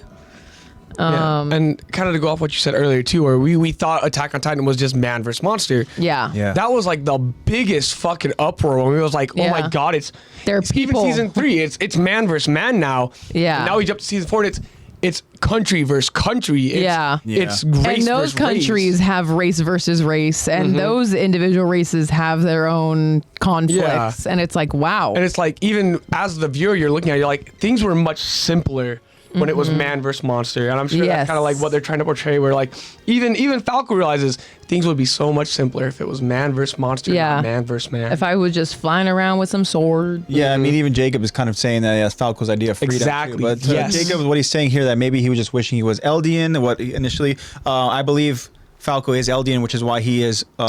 He's not Marley. He is Eldian because he's a Titan warrior. Only Eldians can be Titans. Oh, thanks, Bev. I appreciate that. We obviously we know that with the writing, the characters are very well written, and we just want to go ahead and try to just some kind of justice to that. Yeah, to see how we can go ahead again, just bring them to life, but also just being able to go ahead and talk about stuff like this, where we're literally trying to go ahead and connect these new characters to what we already know. So it's kind of fun to do right now, because obviously we're aware of what happens in the story, and for some of us, I mean, the thing is, we watched the culmination, the finale, and everything, right? And it wasn't even that long ago. So for us to go ahead and now go back and see this again, season 4 again, and kind of reconnect certain details and go through those foreshadowing, stuff like that, it's going to be fun. I'm excited to go ahead and continue to see, because it was fun doing that, with season 1. Because while we were doing season 1, this season was coming out. So we never really got the chance, besides to the side on our own, not really on camera, just to kind of deep dive. And even then, that was more scarce because we were more fully focused see the on parallels. Deep diving into season 1 and what we're actually going over in the podcast. So it's nice to have the time to sit down with season 4 and really look into it a bit more. Yeah, and honestly, I'm really excited about it, because season 4 is probably the season that I know the least about Attack on Titan. Oh, same here. Because obviously season 1 through 3 have been out a lot longer than season 4, so we can rewatch that. There's been a lot of rewatches. Yeah, a lot of rewatches, and then obviously us reviewing them. That's a whole nother thing. But I don't know season 4 as well, honestly. I really do not. And so I'm excited to see. I feel like there's going to be a lot of parallels and a lot of hints that we see that I'm going to be like, damn, I missed that. Even just that Falco line. So much that we even just first in his episode, opening scene. we're already Oh my god. Yeah, he's literally describing that, and I don't even remember him saying that. Yeah. I honestly, before today, when I rewatched the episode, I could not tell you how season 4 started. I could not tell you what the opening scene was. Yeah, I just remember. I thought it was Gabi waking up. What I remembered, I was like, "Oh, it's a perfect and parallel." That makes more. I feel like that makes more sense to me. That's just 'cause what I thought it later was. That's the later Aaron we see. That's where I got the whole two sides of the coin thing. 'Cause I was like, I thought it was Gabi. Yeah, I thought this whole time I thought it was Gabi that woke up. God, maybe you know what? I take it back. You know how I said that we're experts? I'm not. I'm not an expert. We're 1 through 3 season experts. Yeah, I'm a season 1 through 3 expert. We're still working on season 4. We're studying. Also, keep in mind too that obviously, as the podcast is the idea of breaking down, right, each episode with in-depth analysis. That is obviously with all of you guys included. And if you guys see 100%. the description of what the podcast is, it says essentially like join us as like Chronological analysis, basically. yeah, but like as we or even just talking about the idea of like like the podcast we're friends As a ahead and community, like, yeah. it's literally all of us like We're hanging out. It's a community combo. we're all figuring this out and Oh, stuff. perfect, like, Josh. We need you a part of every live cool. stream. Congrats. We need you here every you're now Tuesday, casted 6 p.m. as another member. You're stuck Yeah. with us. We need you. You have here. been voluntold. You must be here with notes ready, info. There will be a pop quiz. We'll send you the draft for the episodes. Yeah. So you can be on pace with us. So I mean, yeah, this is gonna be fun to go ahead and really kind of learn a lot more about season 4 because I'm in the same exact boat as Lex, where it's like, hey, you know what? Maybe we've been on that island for too long, Like, I know. Yeah, but we literally have. We have. We've been doing 3 seasons of this on parody while Marley was having a fucking party. So We've had this we're ready to podcast join the party for a little 3 years. late, but we're ready for it. Yeah, 3 years? A little over 3 years. Yep. No, yeah, a little over 3 years. Coming up on 4. Real quick, We are actually. Yeah. Damn. Jacob says, hold on. This is maybe what Isayama was trying to say. Falco saying he wanted to be with the other Eldians instead of being a warrior slave. Like Falco wanting to be with his own people. And That's very Yeah, insightful. true. we're going to find out more again about these characters, and it's fun to go ahead and kind of see these lines to make us really think, like, what the fuck does he mean by that? And how does he know that or whatever? Obviously, now we know that the paths and stuff, right? Now we know there is that connection with Eldians and the paths. Now, who's the one that's feeding the info at this point? Is Big it still God Aaron. Is it Aaron or is it still like Ymir or fuck? Like at one point, I mean, granted he was in fucking shackles, but like Zeke was there too for a long ass time. Yeah, seriously. Who knows? Like, Yeah. it's crazy to think that the paths and how that works in time and the concept of time. Like, I mean, I mentioned Zeke. It's obviously not Zeke.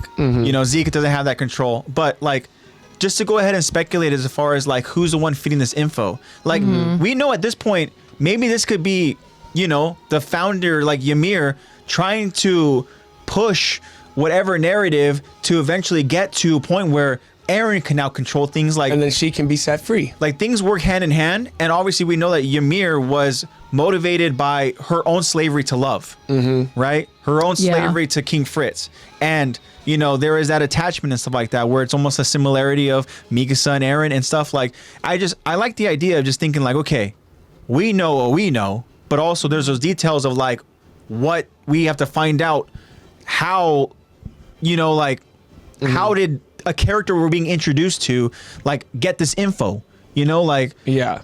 it's kind of crazy in my eyes, easy answer is Aaron, Yeah. Yeah. which is probably the most logical and correct answer, but like I don't know. I think it'd be sick if it came up as, because I'm also trying to think about it. At this point, it's 4 years later. Aaron's been in Marley. Aaron probably knows the paths a bit more, so it most likely is Aaron. But I would love the idea of Ymir being like the crucial starting point for like, let's get these Eldians and Marley to start Yeah. understanding that there's a cause You're coming. like, come on now, let's get this to is it. interesting new info that Josh is saying that line from him wasn't in the manga. Josh, this is why I love when Which you're in the line? chat. That is so cool. I would imagine Josh is obviously referring to maybe that Falco line that we're kind of like, spiraling about. Yeah, the one that we're referencing. And The if that is true, then damn, that is some Mappa, sneaky, what you doing? That's some sneaky stuff right there. Yeah. And they like saw how it was gonna end now that they're animating it, and they were like, yeah, let's just throw that in there. Yeah. Yeah, Sure. I was thinking too more about kind of how Jacob was talking about he wants to be with his own people. I feel like, Keep talking. you're good. I feel like with Falco, Yeah, let me scoot up. then I'm just thinking about their definitions of freedom. Yeah. And like, I'm trying to understand, put myself in the shoes of Falco. I feel like Falco would be more leaning towards the sides of freedom from racial oppression more than freedom, because he From already technically. location. Like, Yeah. Aaron is thinking a lot about locational Yeah, freedom. Aaron's like bird in a cage, Yes. and I feel like this, like for Falco, it's more of a bird that's a pet, not in a cage. And he He's does able end to up being roam a bird. free. Yeah, and it ends up being a bird anyways. Yeah. He But gets exactly, to yeah, fly. more like a pet bird Yeah, when he it's wants to more be of- out with the rest of his birds. Where you get your little bits of freedom, but you still have to listen to your owner. And I feel like that's how they view him, because at the end of the day, they're morally enslaved. Yeah, and they have to prove that. Yeah. And well, Gabby, it's more like Falco's more rejecting rejecting your ownership in a sense. Yeah. Gabby's more like, I'll get freedom through committing and being the most honored one. Yes. Where she's more diving head on into it. Where Yeah, Falco wants Gabby to was like, curtail. "Oh, this is what you want? Okay, cool. This is what I'll do for freedom, and I'll do it." Gabby's Her the definition of a motivation soldier. is through acceptance of being a good soldier. It's through what's the word I'm looking for in terms of like She wants- you get a badge. Like praise, yeah, like praise, like rewarded, I'm thinking military, like recognition. not like status, but it's like Oh, okay. like yeah, honor like, bestowed upon you. yeah. Like Gabby's more pushing towards, like we've been talking about, there's like acceptance from her superiors. Honorable Yeah. legacy. Yeah. Whereas Falco wants true freedom, where it's I get to make my decision. I'm not oppressed. Where Gabby's like, you can oppress me as long as you give me my version of freedom, which is you don't fucking tell me what to do anymore. Give me power. So that's kind of what I got from what Jake was saying. I love what he was saying about how, what did he say? Where is it? Like being with his own people. Yeah. I feel like Falco's like, fuck oppression. Well, Gabby's like, I don't give a fuck. Yeah. As long as I stand out the most and I'm the best, which I am. Gabby's essentially I'm like, fine. whatever I have to do to become the armored titan, I'm gonna fucking do it. Yeah. She doesn't give a shit. I feel like Gabby's in any means That's her necessary. motivation. And Falco's more of like, what's the most peaceful situation? Yeah, which we see the same thing, obviously, from this first initial look at his older brother. His older brother is trying to also tell, literally, Commander, hey, maybe there's another way we can go about this, because That we're gonna doesn't find involve out casualties. We're yeah. gonna find out what Commander Maggots wants to do. You know, in this next part, we're gonna go ahead and cover. But yeah, I mean, so again, it's here we are being introduced to these characters, but there's still a lot of similarities. Yep. So you guys In a ready? good way too, not similarities as in we're like feeling like, oh It's not gosh, like the same character another rewritten. non-unique character. Like it doesn't feel like copy and Yeah. pasted characters. It genuinely No, feels like no, they no, all no. have their own motivations, It's- like what we yeah. were talking about. Two strings. And the similarities feel purposeful. They feel very purposeful. It's two strings that run parallel to each other, and eventually they're forced to intersect and twine. Yeah, exactly. And then we know what. And then they that's come to the gonna root go- of the tree, I know. and they become a tree. Yeah. Right now they're the roots, working their way. Thank you, in. Josh. All right. Very well spoken, Zach. I like it. So here we go, guys. We're gonna go ahead and All cover right, this time to turn next on part my here, annoying Gobby voice again. and then Yo. that'll wrap up the first part of our season 4, episode 1 breakdown. Okay, you guys ready? Yes, sir. All right, here we go. We continue as we see a lot of Marley soldiers waiting in a bunker with their weapons closely beside them. Falco looks down at his hands as he whispers, "The armor titan." The brunette girl says almost playfully. I wonder which one of us it'll be. Falco turns to look at her, smirking at him as he tells her, "Shut up. No, you don't. You've made it perfectly clear that you don't think any of us come close to you, Gobby." An egotistic Gobby responds to Falco. Well, yeah, that's because you don't. Zofia agrees, True. Gobby has us 3 soundly beat. but Udo adds. Not in terms of grades, she doesn't. Gobby tells Udo, They don't really care about our grades, Udo. It's like I keep telling you. The difference between me and the 3 of you is that I'm prepared to shoulder the fate of us Eldians and purge that island of devils who've only made us suffer. I'll slaughter every one of them. I'll win that war and prove to the world. Almost lost my spot. I'll win that war. that war and prove to the world they don't have to fear us anymore. That the only Eldians left are good Eldians. I won't be defeated. Not until everyone in the internment zone is set free. Falco notices Gabi concocting something. Hey, just what are you doing with those? Gabi smiles and shows Falco what appears to be a bundle of grenades. Looks cool, right? The young soldiers end their conversations as they can overhear Falco's older brother, Colt.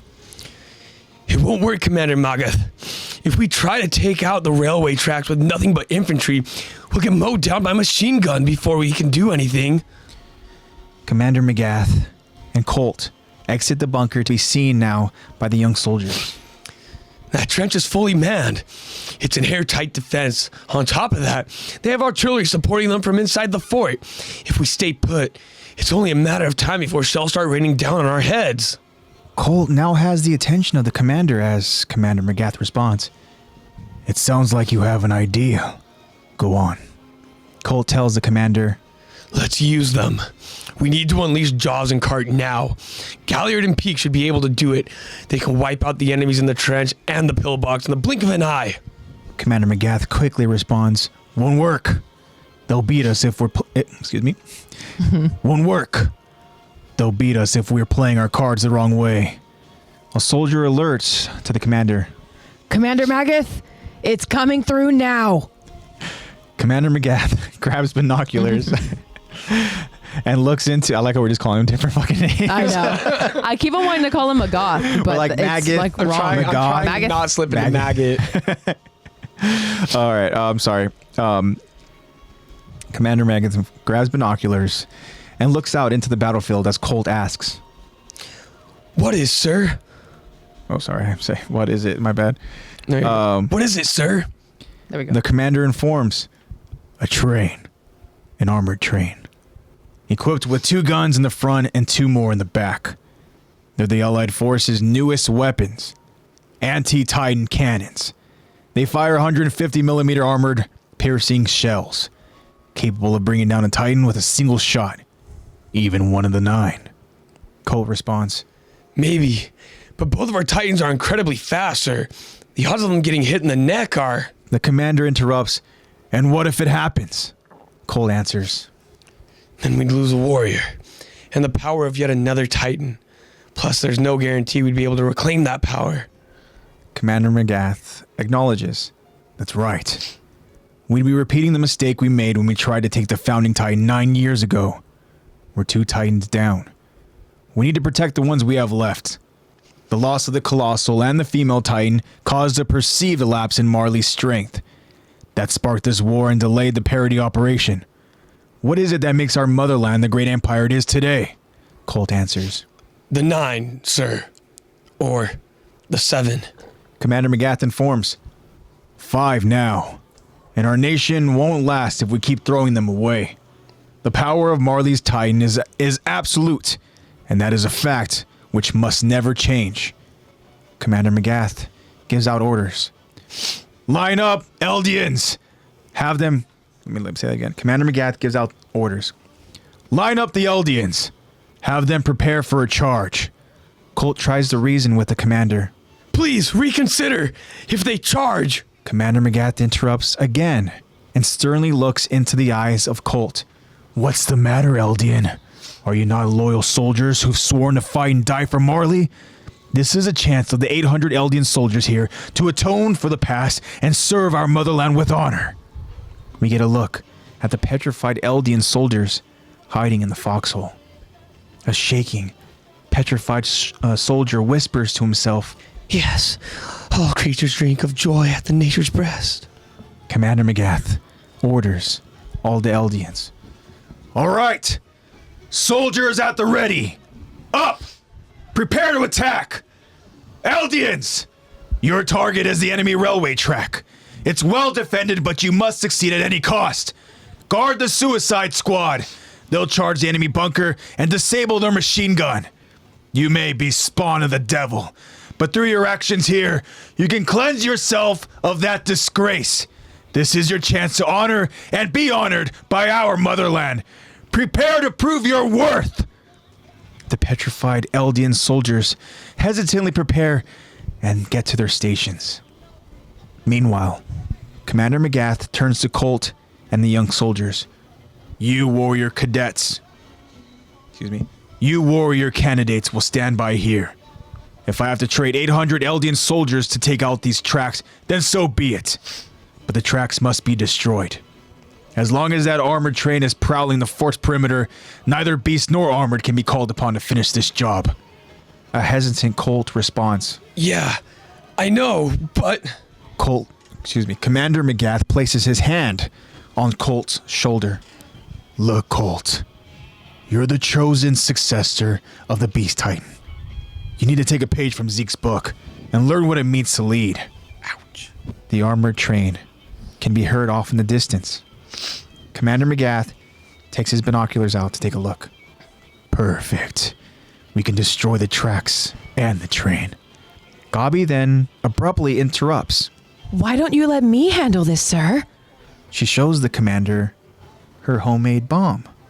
Ta-da! If you'll let me, I'm sure that I can take out that armored train myself. Let me try that again. Ta-da! If you'll let me, I'm sure that I can take out that armored train by myself. The commander tells Gabi, you're too valuable an asset. This country has spent a lot of money to train you. Denied.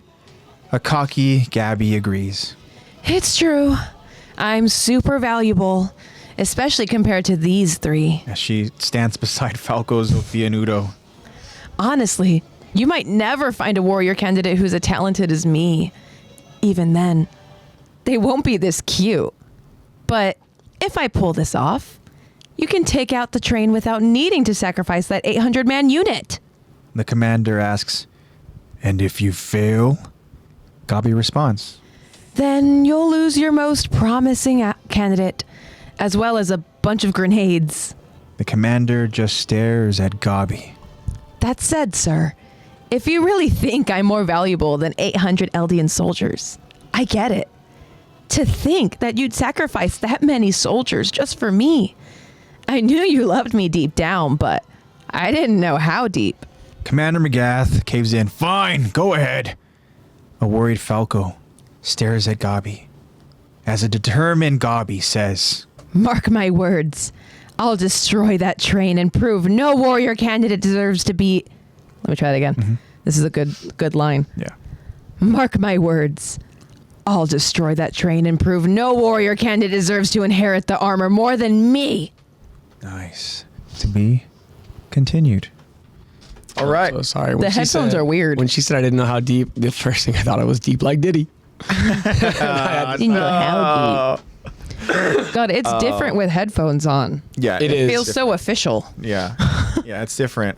For Every mistake feels like you're like, can I do that again? louder. Can I do that again? I know, like, do it again. Let me do it again. I mispronounced one word when normally I power through. But now that I hear it in my ears, I'm like, yeah, you got to redo that. Yeah, it's all good. I mean, honestly, too, this is the first time It's that tough. we're doing voice acting again after literally Yeah, in a while. over 2 Months. months. That's Like, true. you know, That's very so- true. We're a little fresh on the team here. Like, so even- I'm a little rusty. Go sec. Like for me, like even like Commander McGath, like it's tough. I He's felt hard. like I found something when I was actually like, speaking to soldiers, but then when I'm Yeah, that was doing good. like the one-on-one, Your little conversations. he has such like this kind of like growl to it or whatever. No, he just You know? kind of. Because he talks softer to one-on-ones when he's not Hey, yelling. It's Bobby. Oh, hi, Bobby. What's up, Bobby? Oh, glad you can make it for season 4 return. Yeah. Because the rasp is a lot easier to find when you're yelling. You know, Yeah, when you're yeah, yelling definitely. at soldiers, giving commands. But then when it's one-on-one, like that growl is really hard to find that without for sure. hurting. Also, is he calling Gabi cute? No, I'm kidding. No. Cute? Like Wild. cute? Yeah, she's nerve. incredibly cocky. Yeah. But yeah, let's go ahead and let's talk about what the hell we just saw. So, I mean, obviously we are informed of this brunette's name. It's Gabi. And I wish we never heard it. And we also were made aware that this training is to become one Titan, at least amongst these 4 children. Yes. Whereas before in the past, we understood that, you know, the characters we're aware of, Rhina, Birdie, Annie, and also, Marcel, Zeke. that they were training to become Titans, right? Not competing to become one Titan. Granted, Resources are a bit more scarce now. yeah. A little. Let's go, Parody! Parody! But here we are here, right? The Titan that they're gonna go ahead and try to acquire is the Armored. We're very much aware that is Rhina's current Titan. Captain Depresso Espresso over there. Yeah. And I think he can't wait to go ahead and pass this Titan off to Who wants to eat whoever. me? Yeah, Who wants seriously. to eat me? I'm down to be eaten. Someone please. Yeah. Take it. Just take a bite, bro. But obviously, we're made aware here that Gabi is the superior candidate, and even Falco says as much too. And even, Zofia. Now, Udo says that obviously, he has better grades, right? What can you kill? I know. But Gabi goes out there and explains to Udo that, like, look, the difference between, right, her and them is that she's prepared. She said she's prepared I'm to just shoulder. better than you. Essentially. Literally. And remind me if this sounds a little familiar. But Gabi says that she's prepared to shoulder the fate of us Eldians and purge that island of devils who've only made us suffer. I'll slaughter every one of them. I'll win that war and prove to the world that they don't have to fear us anymore, that the only Eldians left are the good Eldians.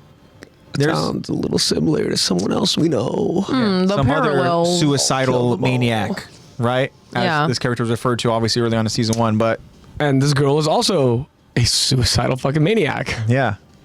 As obviously this plan of hers to go ahead and take out this freaking armored train, right, is to go ahead and run at it or whatever with what? A freaking makeshift bundle of grenades? A bouquet of bombs, as one might put it. I'm just Yeah. imagining season 1 Aaron acting like this, and this is totally how he is. Like, I'm just envisioning season 1 Aaron instead of Gabi, and nothing has changed. The Gabi and season 1 Aaron right now, where we're at, are literally the same person right now. Yeah. But that's- except, That's not our focus. like you said, though, This is Falco. Yeah. this for whatever reason. This is True. a version of Aaron that is a little bit more menacing at this time, Yes. a little bit And a lot more cockier. hateful, and much more, definitely more freaking narcissistic. Damn, Jacob. Yeah. I don't think he Yeah. likes Gabi. Yeah. Well, I mean, in all fairness, I mean, she is an annoying ass. Chow's Yeah, gonna she lose is their really mind when she annoying. gets bit by a horse. Because at least when Aaron did it, we were like, hey, he's the main character. We have empathy. We could see where he's coming from. He's going to be this crazy, powerful thing. Yeah. But this bitch La, la, wants to la, kill la. our MC. And he wasn't as cocky and being rude to his friends. He was also- nice to his friends.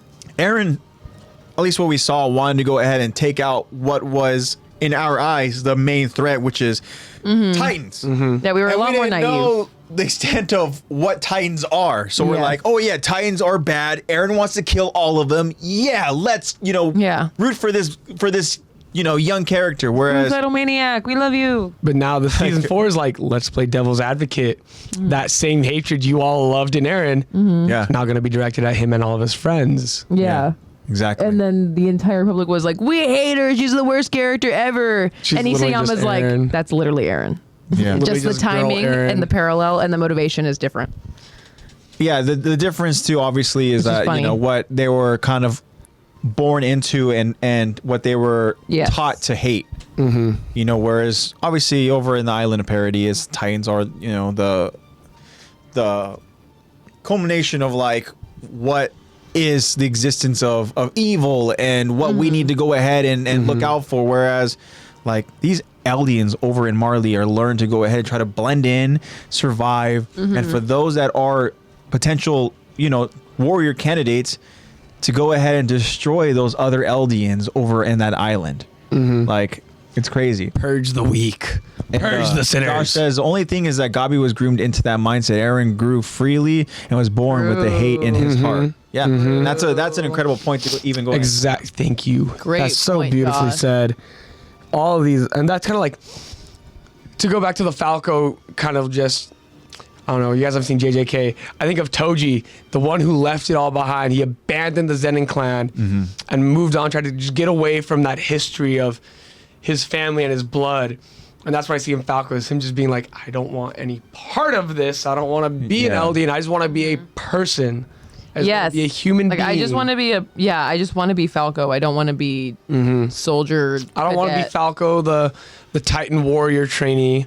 Yeah, I don't want to be Falco the Eldian. Yeah. Yeah. I don't want to be Falco the soldier. I want to be Falco. Yeah. And Gabi's like, I'll be whatever the fuck you tell me to be if I get a fucking. I will free. say though, a little pushback to Josh's comment is that while Aaron's mindset essentially was able to go ahead and kind of grow and change and let it be what it is, I will say though that he was essentially groomed and manipulated by obviously his father, Grisha, 100%. much like Grisha was by his father, you know, at that time. But then even then with the mindset, maybe he was manipulated a little bit by, you know, the other past attack users, maybe even by, you know, Aaron himself and stuff, you know. Granted, you can argue that that's still Aaron making up his own mind and stuff, Yeah. you know, like No, But it's Grisha Aaron literally grooming named his him. younger self to be like him. Yes, Yeah. exactly. So I mean, It's like Aaron going- groomed his dad so that his dad could groom Aaron to be this hatred yeah. being. But I mean, in the,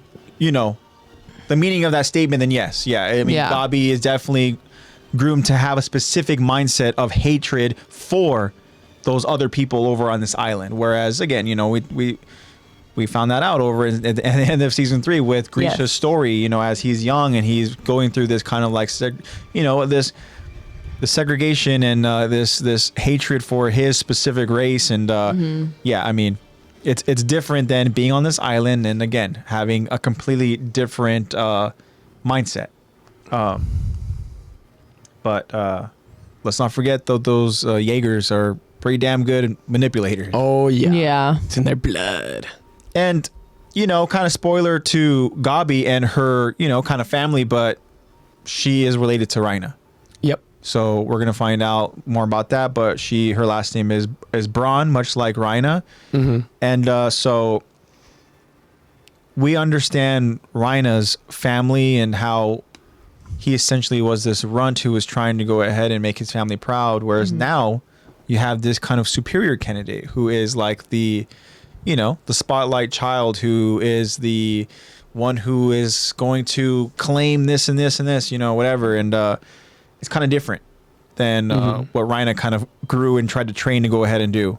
He had to go ahead and work his ass off. And even then we find out that it still wasn't enough.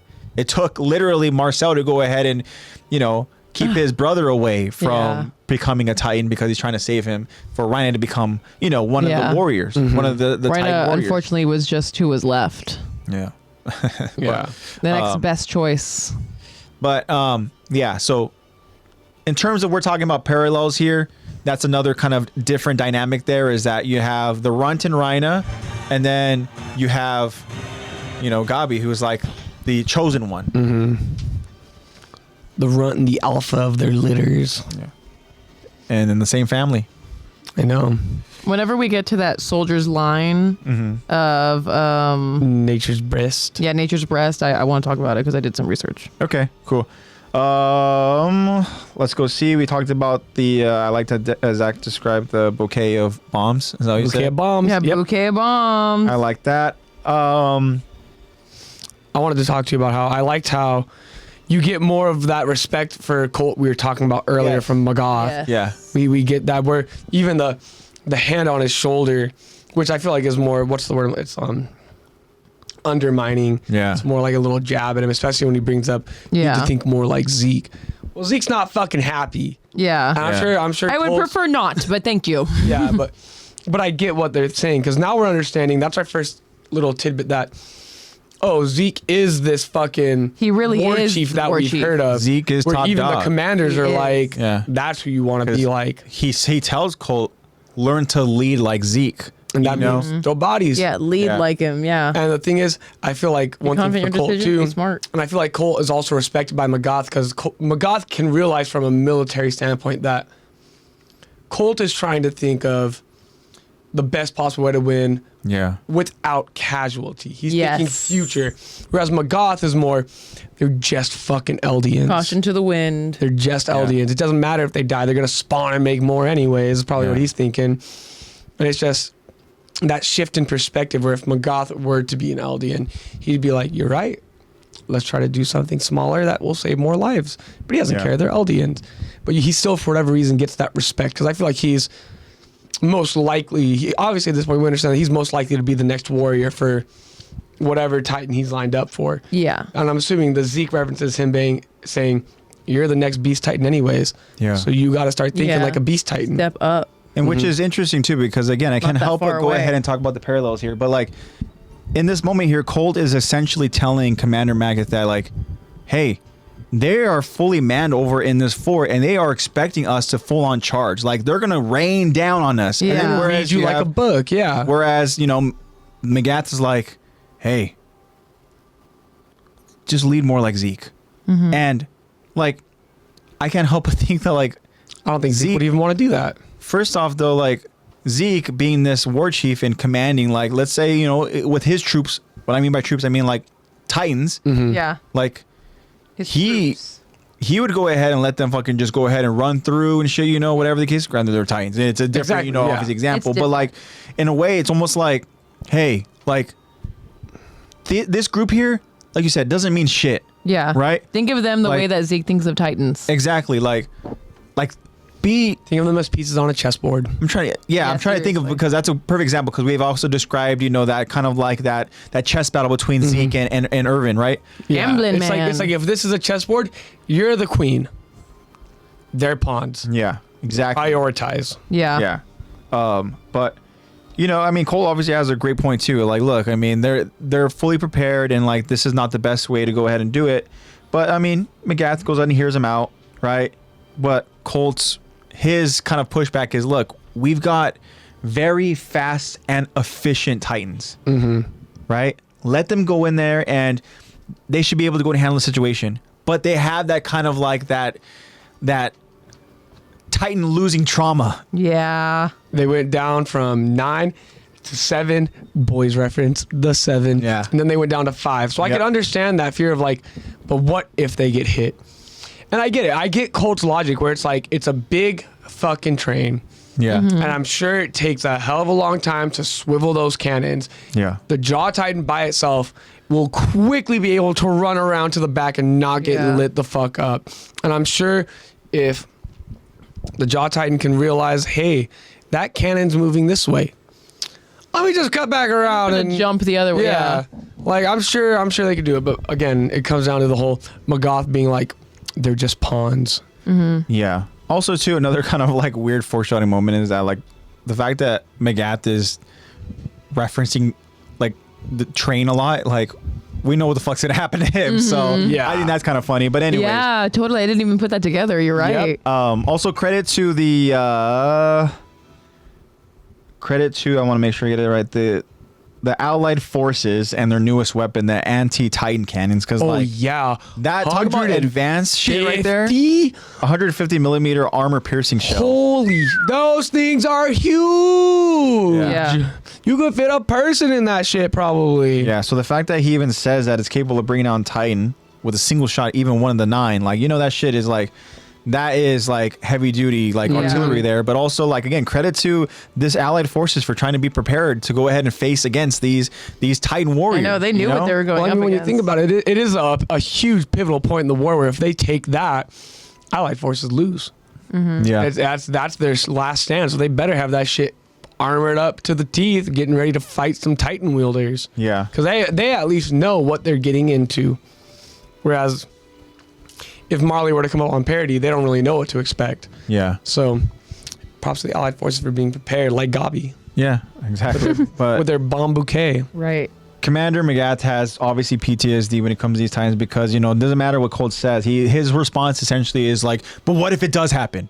What if we do lose these Titans? What if, it's like, it doesn't matter if he's like, oh, Colt's trying to explain, like, look, like, they are efficient, they're Do swift, not they're question fast. me. It's not, like, they can get the job done, whatever the case is. And like, no, but like, what if worst case scenario? The guest Like, does not like being questioned. and I think this guy probably, as the commander, he's probably fucking sick and tired of losing Titans on his watch. I don't know how long he's been a Titan, or how long he's been a commander, but like, he doesn't want to fucking lose a Titan on his command. Definitely. I also think he's just fucking racist. Yeah.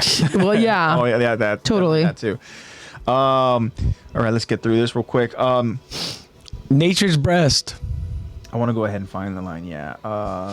Yeah, if there's more to talk about, 9 then There's 7. no guarantee that we can reclaim that power. Talking about how if they lose yet another Titan, talking about like just repeating the same mistakes, right? As 9 years ago. Again, just go ahead and put the concept of time. Petrified and then, soldiers hiding in the foxhole. All creatures drink of joy at nature's breast. Yeah.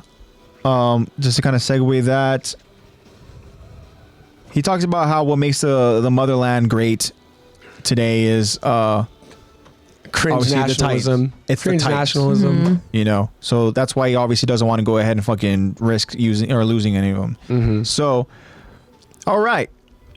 So yeah, the lineup to the lineup speech to the Eldians, right? As they prepare for this charge. Cole wants them to commander to reconsider. Yeah, right? But please reconsider. Commander does not give a fuck. And so he No, he looks doesn't over care. at Colt. He says, "What's the matter, Eldian? Are you not loyal?" Right? Yeah, it starts guilt tripping him, starts manipulating him, gaslighting him. Started Yeah. being racist. Then he I don't know also if those are the says, words- you know, he those are the talks correct about terms, how but you have sworn to fight and die for Marley. Yeah, maybe I'm, grasping at straws here, but I'm like, kind of like a Irvin speech type, whatever, similarity there. But Erwin you've donated your lives to the cause. Yeah. With Magathits. We own your fucking rights. Yeah, Do literally. what I say. yeah. And he talks about how these 800 soldiers are going to atone for the past. They All don't right. even do shit. They Yeah. don't even know where the past Okay. really starts from. So For all they now- know, you could have been lying to them about it. Eldian soldiers, petrified. Yes, that line. What does the line mean? So, the line, as Zach I said. got you. I'll hit it for you. Okay, go ahead. Yes. All creatures drink of joy at nature's rest. Yeah, and this dude is like freaking He's out. tweaking out, biting his nails. Yeah, eyes wide open. Yeah. So, that line is actually from a poem called Ode to Joy by Friedrich Schiller. And it is actually a part of the Ninth Symphony for Beethoven. However, this line was not in the manga. Really? It's only in the anime. So this is the second anime-only line to our Nice. knowledge that we have received in this Yes. episode. It's kind of interesting that we're getting that. Not to say that we did our research and we didn't go ahead and see what wasn't, and I'm sure there were a couple scattered through 1 through 3. Definitely. But that is very interesting. for Yeah. sure. So, what there actually is, of course, there is a Reddit thread talking about this in terms of why was this said in Attack on Titan if it wasn't in the manga? Why Yeah. do you think it was added? And 10 of Wands on Reddit says, because it's well known, or at least Beethoven's Ninth Symphony is, and the irony is huge. A trembling soldier quoting something called Ode to Joy while on a devastating battlefield he may or may not return from. And then he said, or maybe it's just something Isayama asked to sneak in there. I don't know. Maybe. But also, we don't know necessarily, because we just get a close-up of him. We don't know necessarily how he's going to go ahead and contribute to this charge, because we're going to find out from this, order that there are some that are going to go ahead and target the track.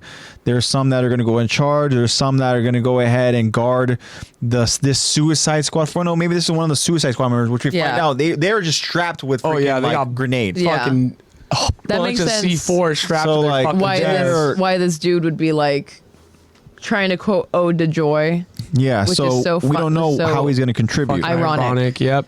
But either way, there's this chart that's going to happen. This is this very different Irvin speech. And he ends it by saying, you maybe spawn the devil, but through your actions here, you can cleanse yourself of that disgrace. Right. Become angels. Yeah, this is your chance to honor and be honored by our motherland. Prepare to prove your worth by essentially fucking dying for us, and we don't give a Right. shit. Yeah. Definitely. Thank you, McGath. Cool. Also, McGath isn't fucking charging with them. Yeah. What the Of course hell? he's not. No, he wouldn't That's do that. not Irvin at all. But Not my commander. Irvin gave up an arm Yeah. and his life. And McGath turns to Colt, right? And the other young soldiers saying that these warrior candidates will stay put. And he's not willing to go ahead and trade their lives for 800. And, well, we're going to find out what happens. I mean, this armored train it's right there. It's off in the distance. It's ready. And we're going to find out what At least we these think we soldiers are are at going to do. first. And he even tells McGath even tells Colt again, like as long as that train is prowling the fort perimeter, neither the beast nor the armored can be called upon. Like again, Yeah. it's almost like reiterating again, like And the thing is, he's not No talking about the Titans. same two Yeah. Titans as before. He's talking about two I know. different Titans, which are arguably better suited for this. yeah, exactly. And I wanted to think too, because I was thinking about what Zeke would do. Zeke wouldn't have 800 men charge at them. Zeke would turn all 800 of them into Titans and send them. Yeah. Exactly. He'd say, "Congrats, you guys get to transform, never to return." And then we get that line, yeah, as Cole again still hesitant, McGath tells him, look, Cole, you're the chosen successor of the Beast Titan, which we find out there. I mean, that is some very big, shoes to fill, especially when, Zeke That's the war chief. at That's the exact head honcho of strategy. right and, there. well, we'll speculate later as to what beast we think Colt would go ahead and turn into. Yeah. Oh, that'll be a spiral for another day. But yeah, we find I out say that turtle. he wants him to go ahead and lead, much like Zeke. And again, the train can be heard off in the distance. Gabi has a plan. She wants to go ahead and prove that she is this capable soldier, which at this point, I will give credit to Gabi for Yeah. being willing to go ahead and act on actual business shit. She's not go out there and just talking shit.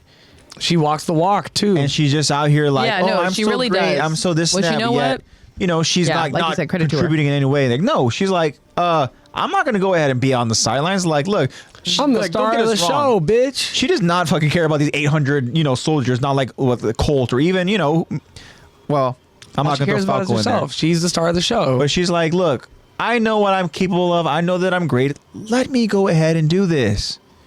So hey, I mean, if she died, that would have saved us a whole lot of trouble anyway. Yeah, so. true. But damn, we don't get that luxury. Damn it, we don't get that though. No. I fucking wish. But I think it's funny, real quick, before we go in and we close this episode, but McGath just caves in with her fucking stupid ass rant where she's like, oh my gosh, to think that you would sacrifice so many soldiers for me and just the love that you have for me. I didn't know it was that deep. And McGath's like, fine, just go. It's like, it's not. He's like, just go. Die. Go die. It's fine. Deep like And, Diddy. yeah, but we get that line. Do you want to say that line one more time, Lex? You're Yeah, like, that the ode to joy line No. or the God, her no, The line. last line. Okay, hold on. I put on the headphones. Get all serious. This is my Get in the zone for The it. headphones are official. Why don't you cue her in, AJ? Why don't you cue her in? yes, please. A worried Falco stares at Gabi as a determined Gabi says, Mark my words. I'll destroy that train and prove no warrior candidate deserves to inherit the armor more than me. nice. Solid. Determination right there, much like it's another the headphones. character. Jacob said I'd be like, shut the fuck up. Just go out there with your bouquet. I know. Go with your bomb bouquet and blow up, bitch. So we'll continue on with season 4, episode 1, part 2 of our breakdown discussion next week. This was part 1. And a lot of similarities, a lot of parallels, a lot of foreshadowing, and I'm here for it. I'm here to go ahead. So much and, to talk about. Yeah, so Episode much 1. more of the of just the foreshadowing, and that's gonna be my favorite part is seeing the lines that these characters say, seeing moments that these characters go through, and then all of a sudden be like, oh, we know what that means. We know what that's gonna lead to. That looks similar to something else we've seen. Yeah. So that wraps up, guys. Another episode of Attack Talk Podcast. This is season 4. Crazy to say that. Remember, guys, new episodes will be streamed live on Twitch every Tuesday. We are here. It'll be 6 p.m. And if there are any changes, make sure you follow us over on Instagram at Attack the Talk Podcast for all of your updates. Last week's OVA episode, as I said, was a fun episode, and that one is currently available over on YouTube, and we will get that episode available to all platforms. Currently available only on YouTube at this moment.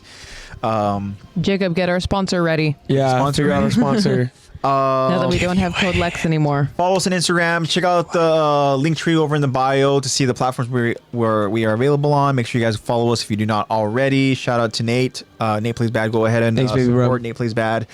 And Thank you, Nate. huge shout out to Erin, our friend Erin, our creator of the logo. Go ahead and support her as well. Her link for her GoFundMe is over in the link tree.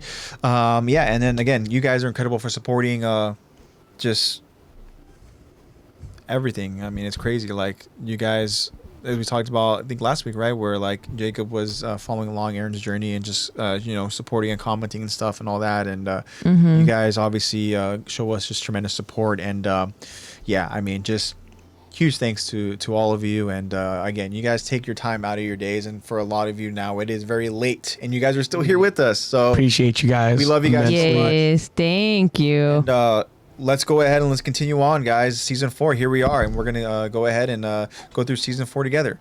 So again, huge shout out to all of you guys. You guys are the podcast. You guys will make the podcast, just like what it is, and these streams, like you guys just make it that. I don't know, like what else to say. I mean, you guys are just awesome, and like, hey, it's not Attack the Talk without you guys. We didn't have No, you guys, seriously. and I would be eating cookies right now. Damn, those are Why some you good guys- cookies, bro. Wow. Go home. Why? Go I home. know. Yeah, I'm like, I want cookies. Close your streams. You're gonna eat cookies.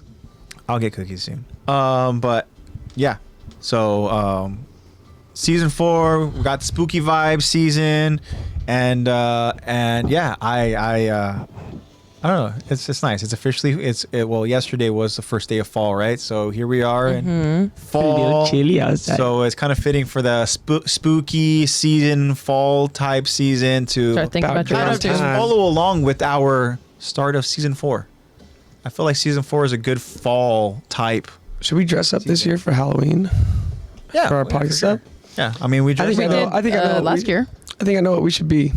I think I'm leaving a surprise for you guys. yeah. Okay. Give a surprise. So like Zach's gonna be like, I'm gonna be Udo. Like I'm gonna be Zofia, and like, well, I guess I'll just be Falco. Right. Nah, you're Magath for sure. No, I'd be Udo. Glasses. Yeah, you'd I would be just cut Udo. my hair. Go ahead and give me a nice little I'll just be Colt. Marlo. Yeah, you'd be Colt.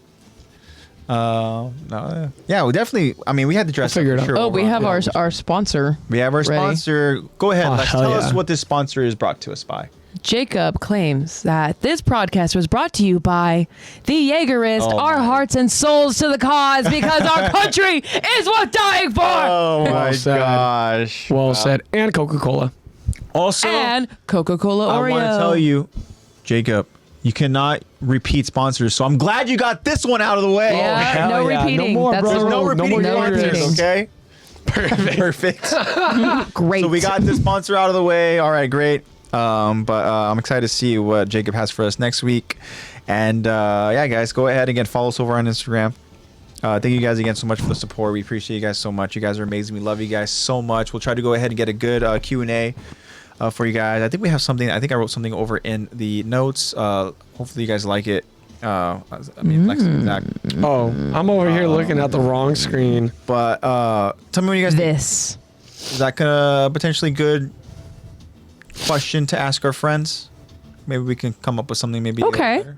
Yeah. Hell yeah. Obviously, Lex. I know you my and favorite off the can- bat. I know mine off rip. Or maybe like instead of the word foreshadowing, like parallel, because there's a lot of parallel. Foreshadowing / parallel. Yeah. Yeah, for sure. I'm excited. Well, obviously this is I guess Q&A spoiler, but I mean, hey, You guys can think about I it would before it gets love posted. to find out, because we know there's a lot of foreshadowing moments in AOT, what your favorite foreshadowing moment is, and think about it and tell us over I already know what it is. in I know mine. the Mine's Q&A. locked in. We'll try to find out. We'll try to come up with a good poll as well. We want to start getting the Q&As and the polls out to you guys now that we are officially starting season 4, and yeah, have that engagement with you guys. I mean, anytime you guys participate with us over in the podcast, like it makes the podcast obviously that much more fun. Mm-hmm. Well, that's pretty much all I got for you guys.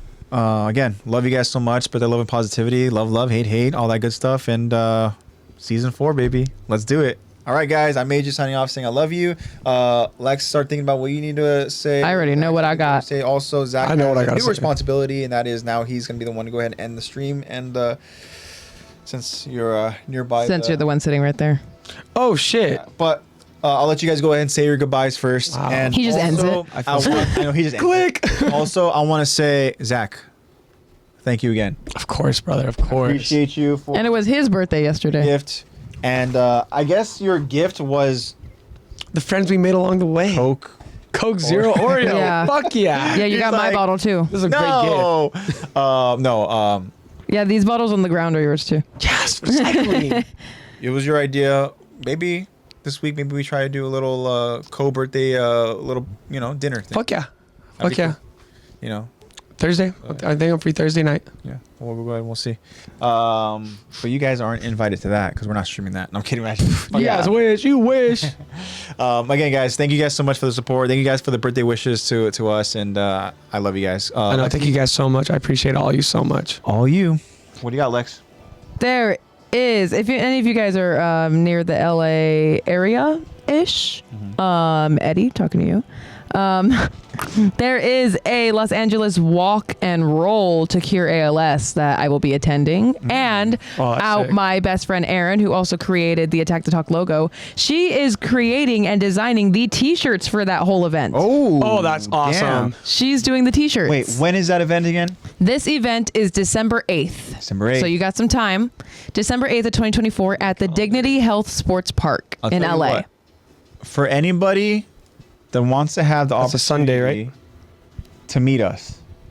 I'll be there. Yeah, we'll be there. For anybody that wants to have the opportunity to meet us, to meet Aaron, come to this amazing ALS. This is a really great walk event for- that I think would be really cool to get as many people as possible there. So, of course, I'm just going to make a little announcement. It's December 8th, 2024. It's called the Los Angeles Walk and Roll to Cure ALS. And Aaron, our logo creator, along with my best friend that I've known since my freshman year of high school, she is creating the t-shirts, which is so cool because you guys have seen her stickers and you guys have seen obviously the logo. She makes some badass stuff. Yeah. Even with ALS, she's still making some really beautiful stuff on her tablet and stuff. So yeah, she's creating the t-shirts, which are really cool. Awesome. And you will get a t-shirt there if you sign up and register. I will say check-in has not been announced yet.